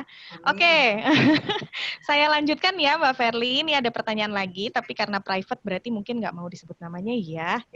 Saya mau tanya, coaching adalah salah satu peran utama seorang leader. Nah, ini menarik nih Mbak Ferly. Tapi sepertinya tidak semua leader nih punya kemampuan coaching yang mumpuni. Pertanyaannya, untuk leader yang kondisinya seperti itu, maksudnya yang mungkin kemampuan coaching yang nggak mumpuni, where and how to start coaching timnya? Leadernya nggak merasa perlu atau gimana nih Mbak Anes? Nah, ini mungkin, oke, aku ulang aja ya. Selamat sore, saya mau tanya, coaching adalah salah satu peran utama seorang leader, tetapi sepertinya tidak semua leader punya kemampuan coaching yang mumpuni. Betul. Pertanyaannya, untuk leader dengan kondisi seperti itu, where and how to start coaching timnya? Oke, nah ini kan berarti leader, kan gini, ada leader yang tidak mumpuni, artinya dia nggak bisa melakukan secara teknik, nggak menguasai tekniknya ya. Tapi ada leader juga yang menganggap nggak perlu. Ini beda lagi. Ya, karena dia berpikir bahwa kelamaan. Kan proses coaching itu perlu memberi waktu kepada orang untuk berpikir. Ya, perlu juga misalnya memberi ruang untuk salah. Ya, ketika orang punya ide gitu ya, perlu memberi ruang untuk salah. Banyak leader nggak bersedia. Kemudian juga ada satu lagi yang juga sulit dipahami oleh leader adalah berarti saya sebagai leader itu nanti kerjanya nanya-nanya doang ya. Nanti saya kelihatan bodoh nggak ya? Dan itu ternyata berat. Ya. Ada leader yang kita sebut sebagai super leader, Mbak Anes. Jadi super leader ini adalah leader yang selalu ingin ingin menyelesaikan semua permasalahan. Jadi kalau nggak ada dia tuh kayaknya nggak bisa selesai masalah. Ya, jadi dia semua tergantung pada dia. super leader namanya. Kalau nggak ada dia, organisasi juga sangat tergantung pada dia. Anak buahnya sangat tergantung pada dia. Ya. Di satu sisi itu melelahkan buat dia, tapi di sisi lain dia merasa sangat dibutuhkan jadinya. Kalau nggak ada saya ini nggak bisa terjadi loh. Gitu ya. Dan ini kadang-kadang membuat orang jadi, dalam tanda kutip, jadi adiksi. Ketika semua orang datang ke dia, Pak ini gimana dong, Bu ini gimana dong caranya, saya kasih solusi dan it works. Ya. Kemudian datang lagi, ini gimana dong, saya kasih solusi, it works. Ya. Nah ini kan berarti semua masalah bisa diselesaikan. Apakah ini leader yang hebat? Di satu sisi iya loh, dia leader yang hebat. Bisa menyelesaikan semua masalah. Tapi pertanyaannya, dia create more leader nggak? Dia menciptakan leader baru nggak? Enggak. Karena cuma dia yang hebat. Nah, leader seperti ini, itu pengalaman saya adalah challenging untuk menjalankan teknik coaching. Kenapa? Karena dia bilang, jadi nanti begitu saya ketemu, saya cuma nanya nih. Kayak orang bodoh dong saya. Padahal saya udah tahu jawabannya. Kenapa nggak saya kasih tahu aja? Udah saya lama nungguin dia mikir, dia salah lagi. Nanti resikonya saya yang nanggung. Ya, nggak bersedia untuk terlihat nggak bisa. Nah ini egonya leader dalam hal ini ya, yang sangat dominan. Jadi merasa bahwa kalau saya nanya, saya nggak bisa. Kalau saya nggak bisa, itu malu saya. Apalagi anak buah saya bilang nanti, ke tempat Bapak itu cuma ditanya-tanya doang, solusi juga dari kita. Harusnya kan bangga ya, solusi dari tim kita. Tapi ini nggak mau kelihatan bahwa dia nggak bisa. Jadi itu kadang-kadang kalau bekerja sebagai dengan leader, itu dulu yang mesti dibongkar. Kita bilang, Pak, super leader is dead. Superman is dead. Sekarang adanya empowering leaders. Nah, itu perlu mindset-nya juga perlu di-switch itu di situ. Ya, bahwa Anda itu hebat kalau create more leaders. Leaders create leaders, not create followers saja. Gitu ya. Tapi dia perlu menciptakan leaders baru. Kalau bisa lebih hebat dari dia. Nah, salah satu caranya untuk meng-empower itu adalah dengan coaching. Kalau leadersnya belum mumpuni, tapi dia sudah yakin bahwa cara itu bisa, gampang. Tinggal kita ajarin. Leader as coach itu mengajarkan teknik-teknik coaching bagi para leader. Jadi beda antara leadersnya nggak mau melakukan coaching karena takut terlihat bodoh dengan bertanya-tanya terus, atau leadersnya mau sebenarnya, tapi nggak tahu caranya. Gitu Mbak Nes. Oke, berarti perlu dilihat juga ya kondisinya, kemampuan coaching yang tidak mumpuni ini karena apa gitu ya, latar belakangnya seperti apa. Dan berarti kalau ngomongin tadi Mbak Verly bilang perlu dari mindset dulu gitu ya untuk leader-leader yang mungkin masih berat melepas egonya gitu. Ini juga ya challenging juga, maksudnya panjang lagi gitu ya Mbak Verly ya untuk mulai dari situ dulu gitu. Betul. Makanya biasanya di sesi-sesi leader as coach itu mindset tuh jadi lebih lama kalau saya. Kalau udah dapet teknik itu gampang sebenarnya. Dan teknik itu sangat mudah dipelajari. Changing mindset-nya itu yang suka, emang bisa Bu, nanti gimana, nanti kalau gini terus aja gitu. Nah ini oke. Ini berarti belum yakin terhadap ini. Nggak apa-apa, kita diskusi dulu di situ. Ketika dia sudah yakin, sudah buy-in, nah biasanya belajar teknik itu jadi lebih mudah. Oke, jadi coach harus strong juga ya, berarti menghadapi berbagai reaksi, bisa jadi orang juga belum siap untuk menerima pemahaman tentang coaching, sehingga perlu dari awal juga mindset bantu bentuk. Baik, terima kasih Mbak. Nah ini lanjut lagi ya. Menurut Kak Verly, apa bedanya coaching dengan fasilitator? Saya menjalani profesi sebagai fasilitator dan dalam banyak hal saya melihat kok yang dilakukan coach sebenarnya sama dengan fasilitator. Cuman karena saya mulainya dari fasilitator, saya menyebut diri saya bukan coach, tapi ya fasilitator. Itu bagaimana ya? Belum ketemu jawabannya. Nah, itu gimana? Oke. Ini Ucok ya. Ucok ini fasilitator hebat, Mbak Anes. Sangat experience. Saya juga seneng gitu ya. Maksudnya ngeliat teknik-teknik fasilitasinya hebat banget. Irisannya emang banyak.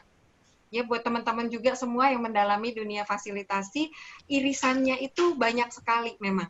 ya, terutama dari tekniknya ya. Tekniknya juga kan facilitator juga nggak punya agenda dia sendiri gitu ya, agendanya dari agenda orang yang difasilitasi seperti itu ya. Namun biasanya kalau coaching ini jadinya ada seperti goals tertentu yang sifatnya mungkin bisa jadi itu jangka panjang. Ya, salah satu sebenarnya facilitating ini adalah salah satu skill yang menurut saya dibutuhkan kalau kita punya tim coaching, Mbak Mucok. Ya, tim coaching selain butuh teknik coaching itu juga butuh teknik fasilitasi. Kenapa? Karena itu lebih dari satu orang ya, di mana itu kan beragam orangnya. Nah, bagaimana kemudian mencari kesepakatan, creating ideas misalnya di situ. Tapi kalau yang one on one, menurut saya agak terlalu dibutuhkan teknik fasilitasi karena benar-benar kita put satu orang itu aja ya untuk kemudian dia punya goals apa, kita bisa challenge di situ, kita bisa memberikan feedback di situ dan kita tetap bisa dan minta dia untuk fokus terhadap goals-nya. Ya, kita boleh mengajukan pertanyaan, mungkin ada framework tertentu biasanya kalau dalam coaching ada framework tertentu yang dipakai oleh seorang coach, misalnya grow gitu ya, harus ngomongin goals dulu, kemudian ngomongin reality, ngomongin option, jadi ada model-model coachingnya biasanya yang dipakai. Tapi tekniknya bertanyanya iya, mendengarnya iya gitu ya, sama dalam hal itu. Cuma ini kayaknya lebih menuju kepada sesuatu, namanya juga coach gitu ya. Coach itu kan dulu kayak kereta kuda sebenarnya awalnya. Kalau lihat dari katanya, itu dari yang membawa seseorang dari satu tempat ke tempat yang lain yang dia tuju, yaitu goals dia secara pribadi. Nah, jadi ada goals yang dituju ke depannya, nah kemudian bagaimana dalam perjalanannya, up and down-nya dia itu kita kawal sebenarnya. Kita dampingi up and down-nya dia sampai akhirnya dia menuju ke arah goals-nya tersebut. Gitu. Lebih ke situ. Kalau dalam one-on-one, kita nggak terlalu perlu teknik-teknik fasilitasi dibandingkan kalau dalam tim. Nanti suatu saat kita bisa bicara ya tentang tim coaching. Nah, dalam tim coaching ini teknik fasilitasi sangat dibutuhkan, mengingat audiensnya atau pesertanya itu beragam. Ada irisan, pastinya ini ada, dan irisannya cukup besar.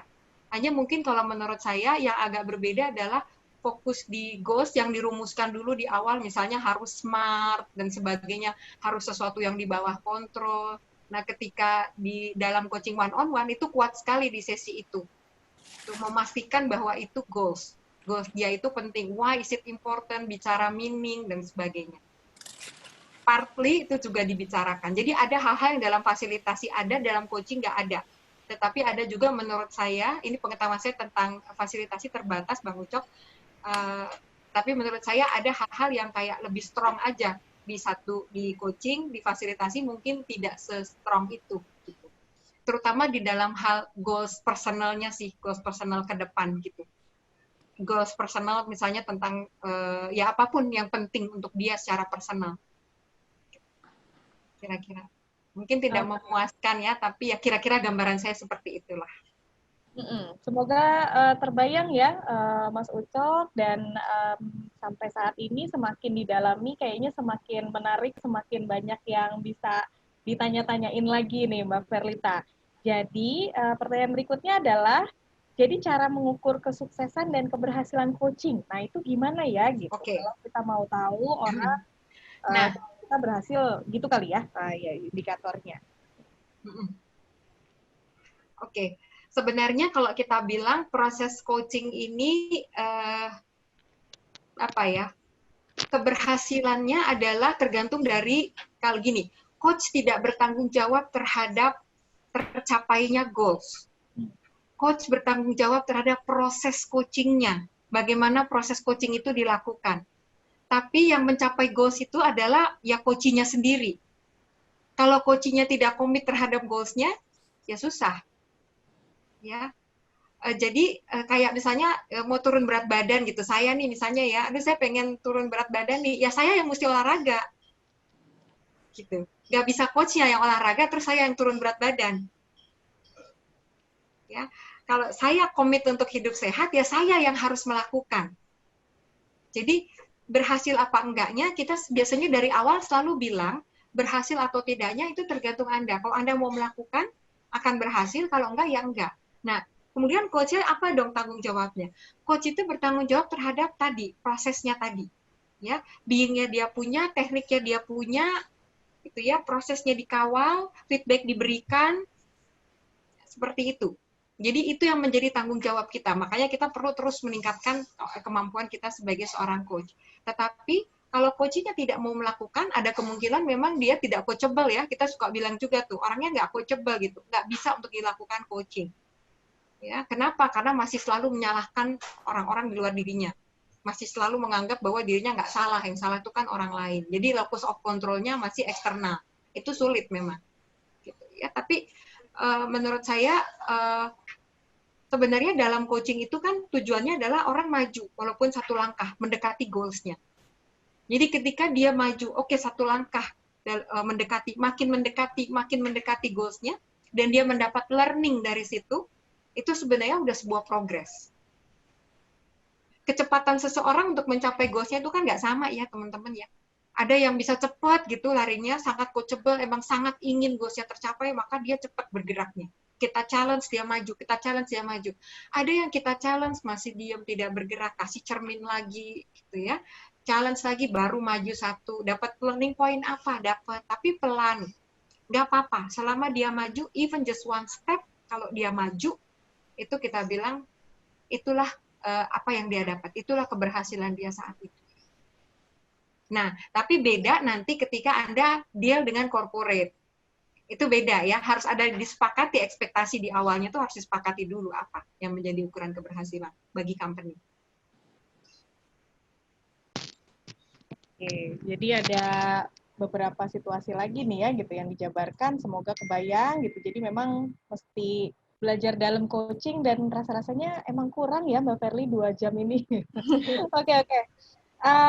Selanjutnya Mbak Verly, kita mendengarkan jasa coach ini mahal. Wah, dibilang mahal ya. Oke. Saya ada terlibat dalam pemberdayaan komunitas dan kadang ada kebutuhan untuk grup coaching dari komunitas. Apakah relawan boleh diperkuat dengan teknik coaching untuk melakukan grup coaching?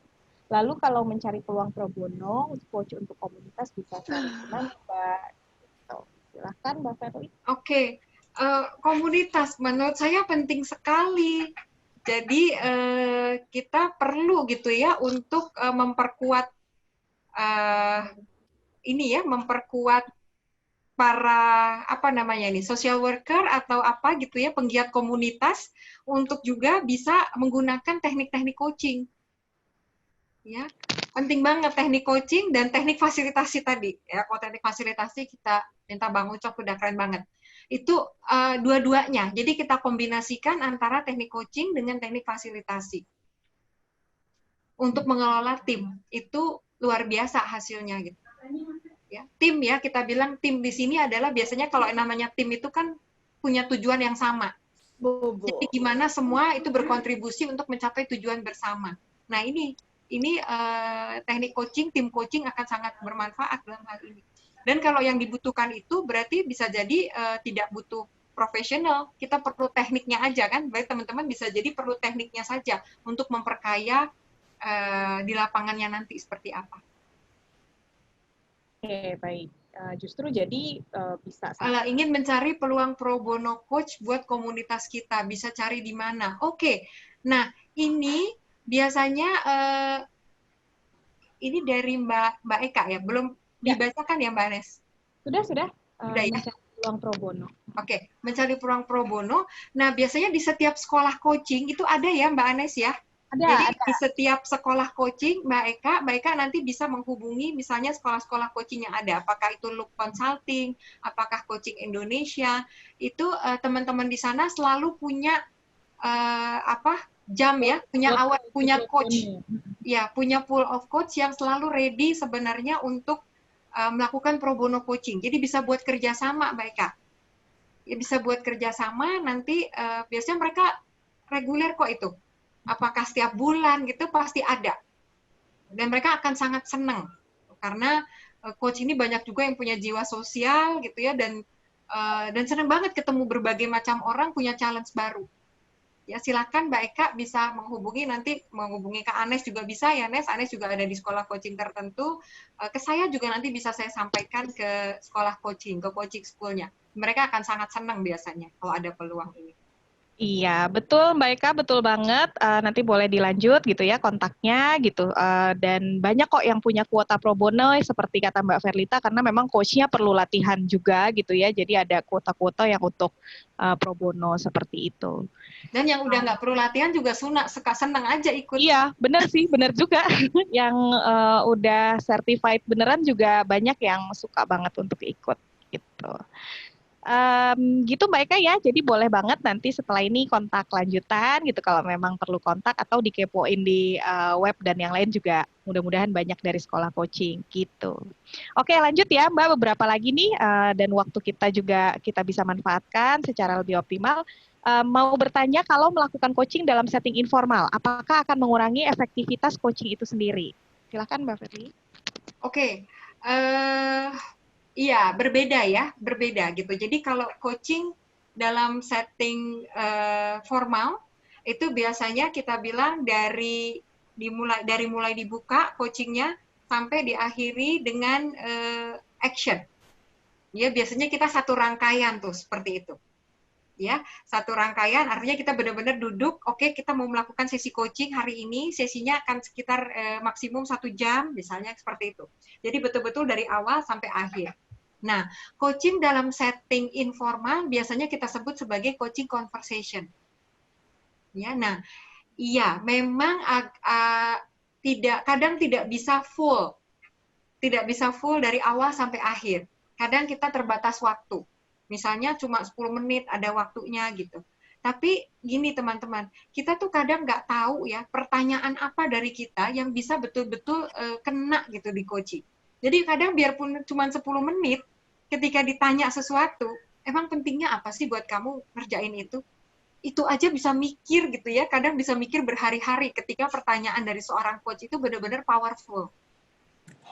Nah, jadi kalau dari sisi efektivitasnya, ukuran efektivitas itu adalah ada action, mungkin kalau dalam setting informal tidak selalu ada action.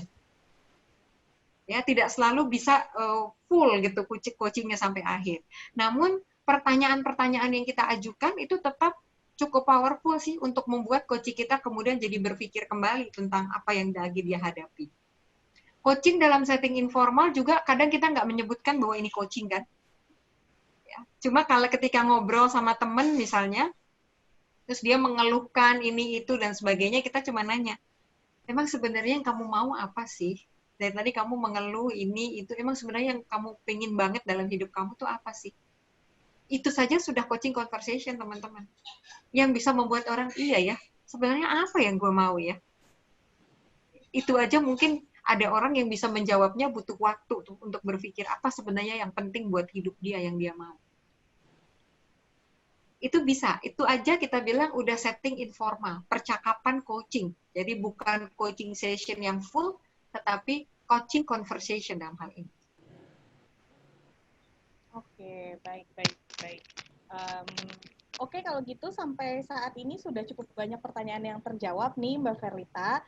Saya dapat reminder untuk kita foto bersama dulu gitu ya. Oke. Nanti masih ada yang bisa kita bahas lagi. Nanti saya masih punya waktu gitu ya.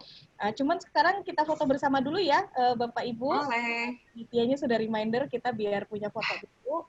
Mungkin Mbak Verlita boleh stop share dulu. Oh iya. Ya. Oke. Nah, silakan Bapak, Ibu, Mas, dan Mbak yang videonya berkenan untuk dibuka, boleh dibuka dulu biar kita bisa punya foto bersama. Nah, gitu ya.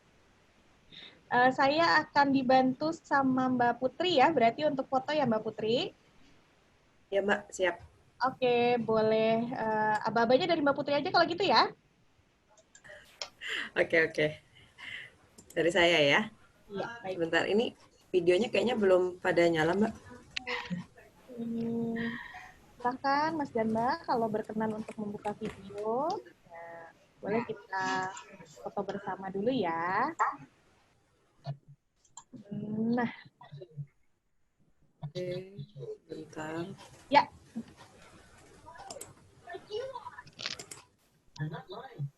Saya hitung sampai 3 ya. 1, 2, 3. Oke, tahan. 1 kali lagi.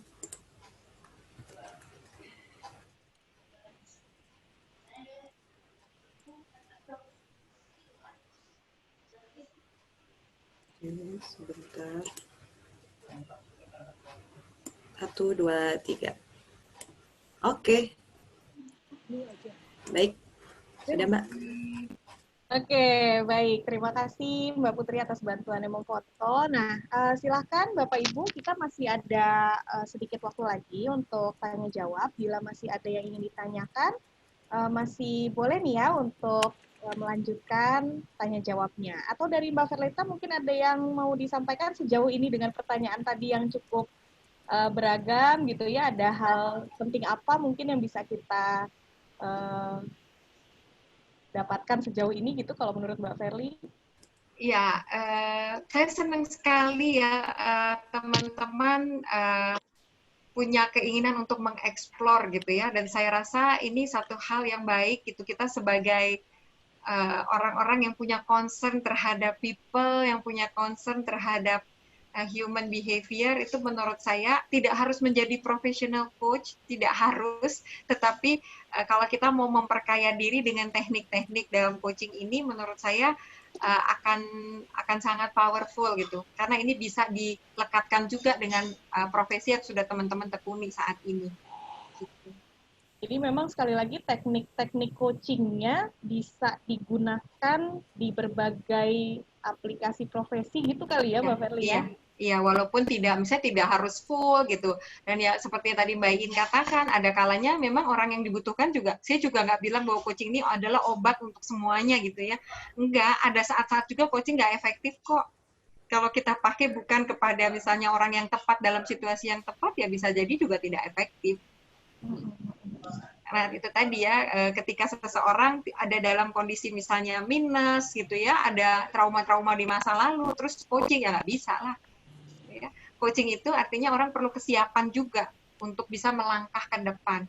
Kalau masih ada ikatan-ikatan dengan masa lalu, unfinished business yang belum selesai, ya mari diselesaikan dengan teknik yang lain. Ya, kalau sudah ready, yuk kita mari maju ke depan dengan menggunakan teknik coaching. Karena teknik coaching ini benar-benar jadi banyak sekali pertanyaan gitu.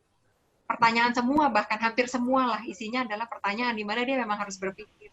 Atau kadang-kadang juga kita sebagai coach perlu silent moment yang banyak. Kadang kan bertanya-bertanya, kadang-kadang perlu silent moment itu sangat efektif juga gitu.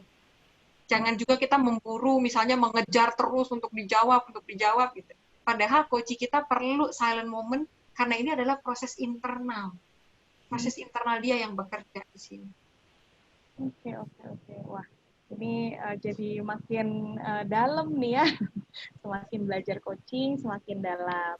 Oke, baik. Bapak Ibu masih adakah yang mau ditanyakan? Mungkin saya selain dari chat, boleh juga saya persilahkan untuk open mic bila ada yang ingin berkomentar. Ya, boleh, senang banget.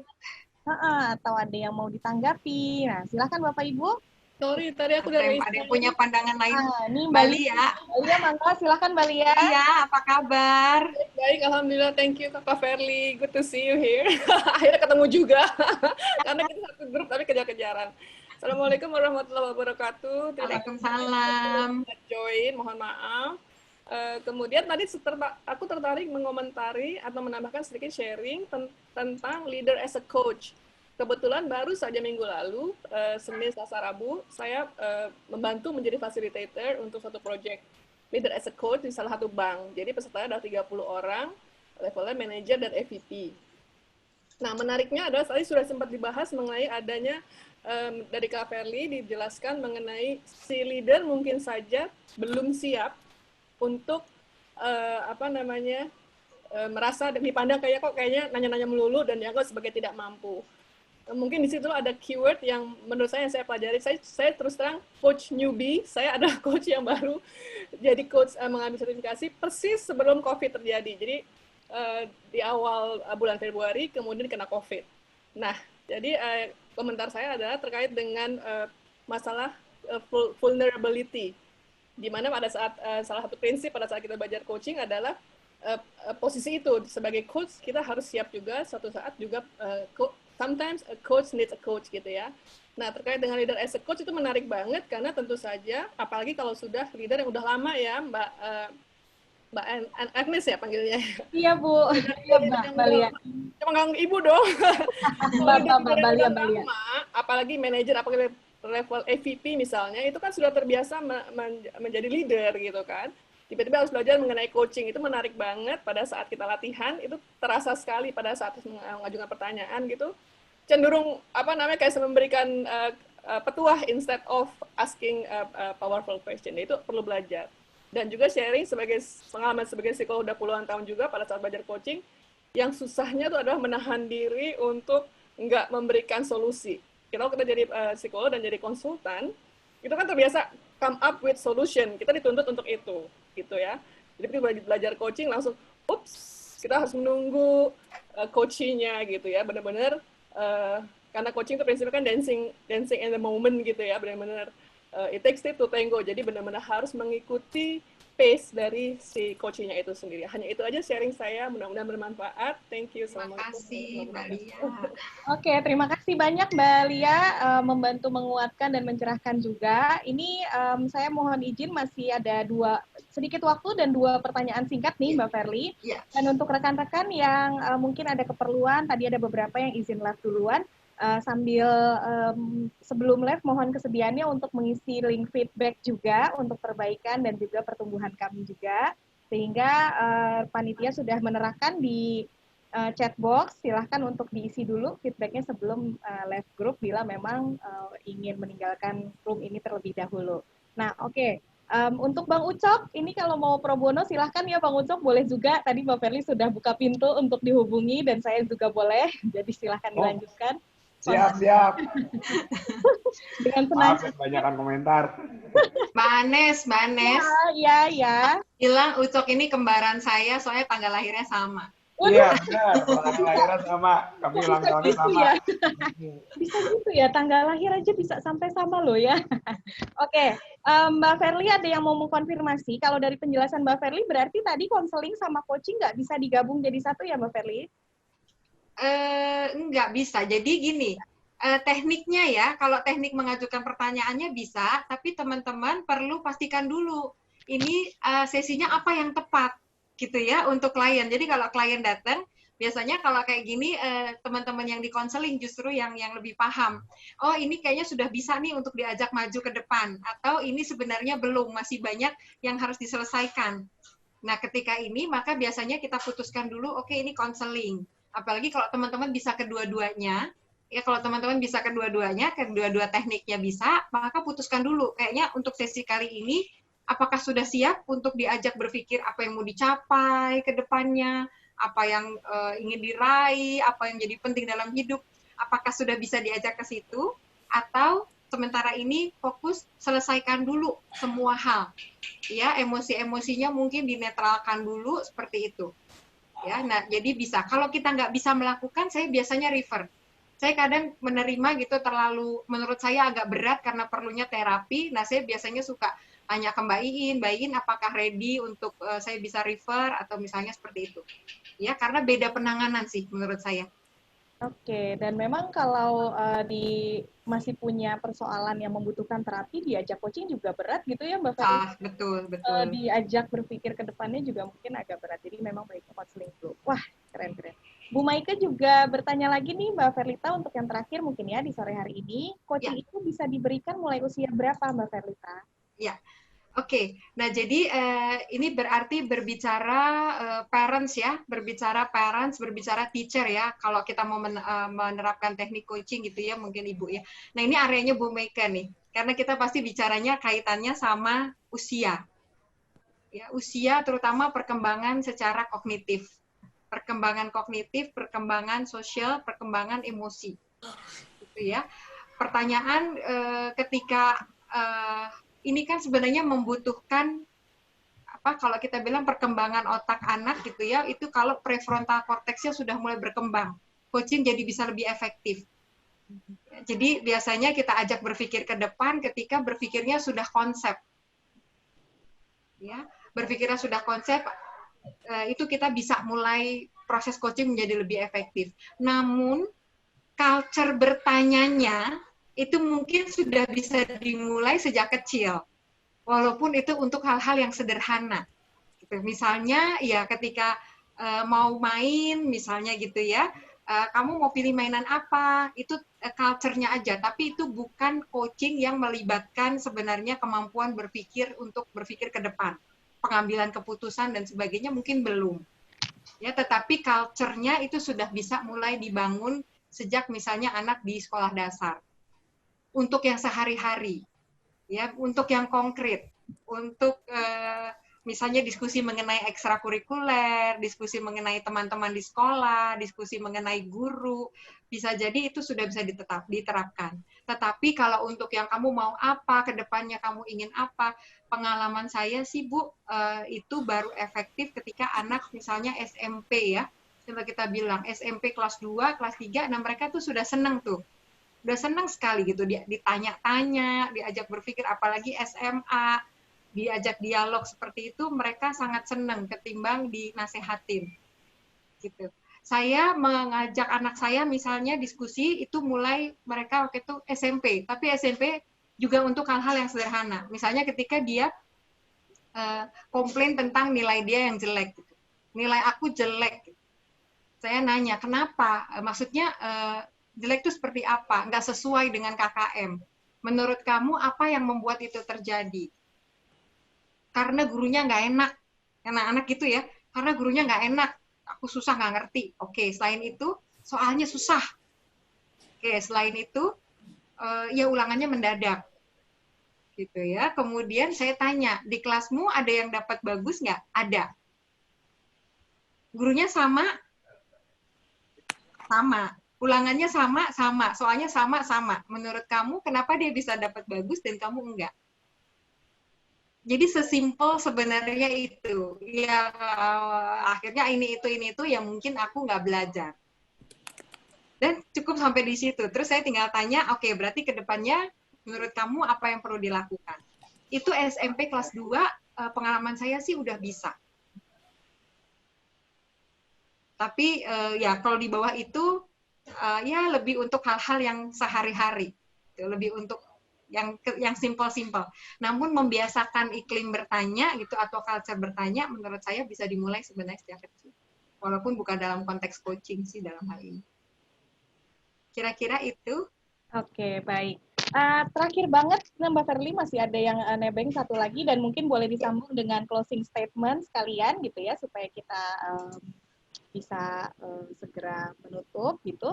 Nah ini kalau memang coaching tidak siap, tadi kan karena Mbak Verly sempat bilang ada coaching yang tidak siap, kita perlu lihat kesiapannya gitu ya, maka ada pertanyaan, kalau memang coachingnya tidak siap, tapi ada dalam tim yang diberi coaching oleh perusahaan gitu, nah itu jadi bagaimana gitu? Iya, kriteria tidak siap itu ada beberapa sebenarnya gitu ya. Pertama adalah kita sebenarnya punya kuadran. Satu adalah kuadran knowledge, yang kedua adalah satu sumbu itu knowledge, satu sumbu itu motivasi, Mbak. Jadi kalau orang knowledge-nya rendah, motivasinya rendah, itu nggak bisa di-coaching. Itu di-direct, kalau kita bilang. Udahlah nggak punya motivasi, nggak punya knowledge juga. Terus bayangkan kita tanya, jadi kamu apa yang mau dilakukan? Apa ya, terserah ibu aja deh, gitu. Ya, karena dua-duanya rendah, motivasi rendah, knowledge rendah. Tapi ada juga orang yang motivasinya tinggi, ya, tapi knowledge-nya kurang. Jadi selalu semangat mengerjakan sesuatu, tapi salah. Nah, kalau yang seperti ini jangan di coaching, tapi di training atau di mentoring, gitu ya, karena dia nggak punya knowledge sebenarnya. Ada juga orang-orang yang pintar atau berpotensi, tapi nggak bersemangat. Ya, berpotensi tapi nggak bersemangat, kayak hidup segan mati tak mau. Tapi kita lihat dia sebenarnya ini potensial banget orang ini, resourceful. Maka yang perlu dilakukan adalah dimotivasi atau jangan-jangan membutuhkan konseling kerja. Ya, bisa jadi ada sesuatu. Nah, coaching itu biasanya kita peruntukkan bagi mereka yang punya knowledge dan punya motivasi. punya knowledge, paling tidak setengah, ya nggak perlu knowledge-nya tinggi, motivasi tinggi, paling tidak ada knowledge, sedikit ada motivasi. Itu kita sebut biasanya ada di kuadran yang atas, kalau dibagi dalam 4. Nah, yang disinilah yang sebenarnya ready untuk di coaching. Kalau yang masih di tempat lain, berarti kita mesti lihat dia apa sebenarnya yang diperlukan. Mentoring kah? Training kah? Motivating kah? Counseling kah? Atau perlu di direct? Nah, kita bisa rekomen Mbak Emil ke company-nya. Jadi tampaknya si ABC ini belum bisa untuk di coaching. Kita harus menyampaikan. Jadi lebih banyak tekniknya adalah directing. Atau bahkan mentoring dulu.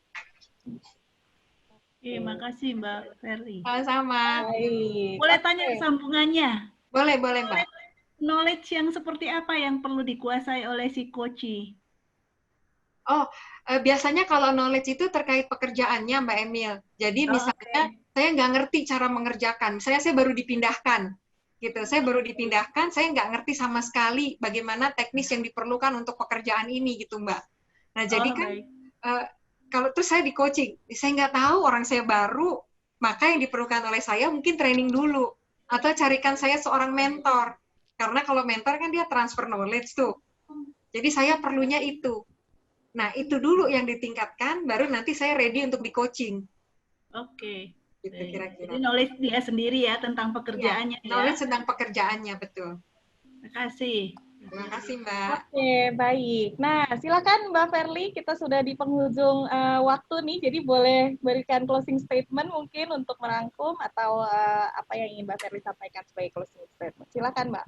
Iya, terima kasih. Terima kasih teman-teman, saya senang banget gitu ya hari ini kita belajar bersama dan semoga kita punya waktu lebih banyak lagi nanti untuk belajar karena being coach itu adalah sebuah journey, teman-teman. Bahkan saya juga nggak tahu gitu ya ujungnya di mana karena ini ilmu yang terus-menerus berkembang. Being coach itu bukan tujuannya. Tujuannya adalah kita masing-masing punya visi di sini. Saya rasa berkumpul di sini visinya sama untuk bisa selalu berbagi, selalu memberikan yang terbaik untuk siapapun orang-orang di sekitar kita. Being coach ini hanya sarana aja. Ini bukan destinasi, ini jalan, ini journey kita. Terima kasih, Mbak Anes. Wow, keren. Kita boleh kasih tepuk tangan virtual ya untuk Mbak Ferly, Mas dan Mbak sekalian. Beneran juga boleh, nggak harus virtual. Karena ini ya, ini 2 jam yang keren banget. Saya yakin kita semua dapat insight yang luar biasa dan juga dapat info baru, macam-macam deh ya, juga kehangatan baru dan seterusnya. Oke, Mas dan Mbak, dengan demikian kita juga sudah sampai di penghujung acara. Sekali lagi saya ucapkan terima kasih kepada Mbak Ferlita sudah sharing banyak dan kayaknya waktunya nggak cukup. Ivan kayaknya harus bikin lagi, Van. Udah gitu ada request pula nih, Van, duo Mbak Ferly dan Bang Ucok katanya ya untuk berikutnya kayaknya bakalan heboh dan booming. Ayo Bang Ucok, udah disebut namanya Bang, nggak bisa. Eka nyari kerjaan. Sampai ada siap. Sampai ada request khusus loh, sampai workshop psychologist as coach juga ternyata teman-teman rekan-rekan sangat berminat. Saya juga sangat senang. Semoga kita semua dimudahkan untuk terus-menerus mengembangkan diri ya, Mas dan Mbak sekalian. Oke, sebelum saya tutup, mohon kesediaannya kembali untuk mengecek dan mengisi link feedback yang sudah kami berikan di chat room. Silahkan boleh dibuka untuk tentu saja membantu kesediaan, membantu kami lebih bertumbuh lagi juga. Kemudian saya juga mohon kesediaan untuk saya mengingatkan gitu ya Bapak Ibu, setelah ini masih ada acara lagi, acara terdekat dari kami adalah Disruption in Psychology ya Van, malam ini jam 19, jadi bagi yang terregistrasi atau memang berminat untuk ikut, sangat boleh gitu ya, silahkan untuk ikut lagi. Nah, kemudian kami juga ingin mengingatkan Mas dan Mbak sekalian untuk mohon kesediaannya berpartisipasi di Munas. Ya, Munas ini nanti akan diselenggarakan pada 15 Agustus ya. Nah, ini ada beberapa agenda lagi juga yang bisa Bapak, Ibu, Mas dan Mbak sekalian intip ya, menarik-menarik sekali. Ini ada banyak sekali sharing dan tentu saja pengembangan diri, tambahan-tambahan ilmu yang sangat bisa kita manfaatkan untuk mengembangkan diri kita.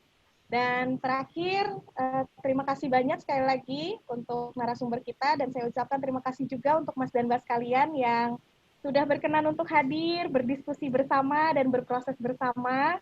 Semoga diberikan kesehatan semuanya ya.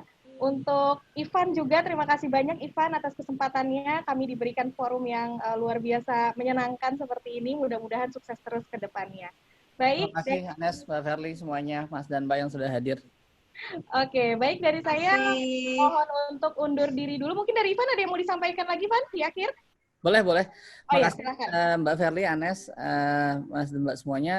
Saya mungkin lebih kepada ini basically karena baru ya bisa dibilang bener ya, waktunya nggak bakal cukup ya Nes, nggak bakal. Kok sama Mbak Verly soalnya bab ilmunya tuh banyak banget, jadi mungkin sekarang ini, kalau baru bab kayak bab pendahuluan, belum ada bab 1, bab 2, bab 3 sampai selesai gitu.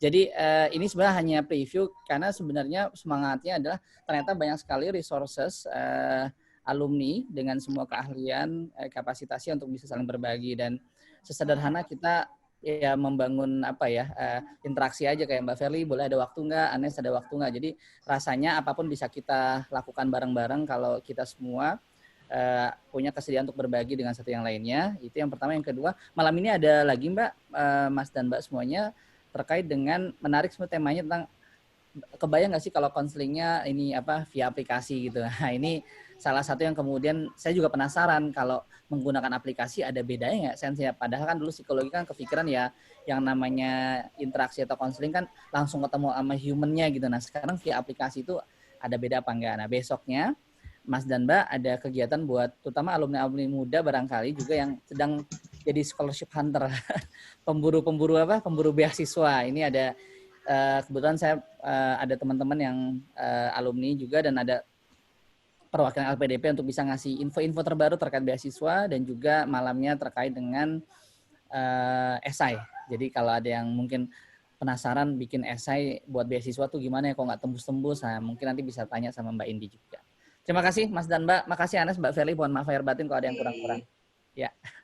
Oke, mohon maaf lahir batin juga untuk Mas dan Mbak semuanya. Sekali lagi terima kasih banyak dan saya mohon izin untuk menutup acara. Terima kasih semuanya, selamat sore. Assalamualaikum warahmatullahi wabarakatuh.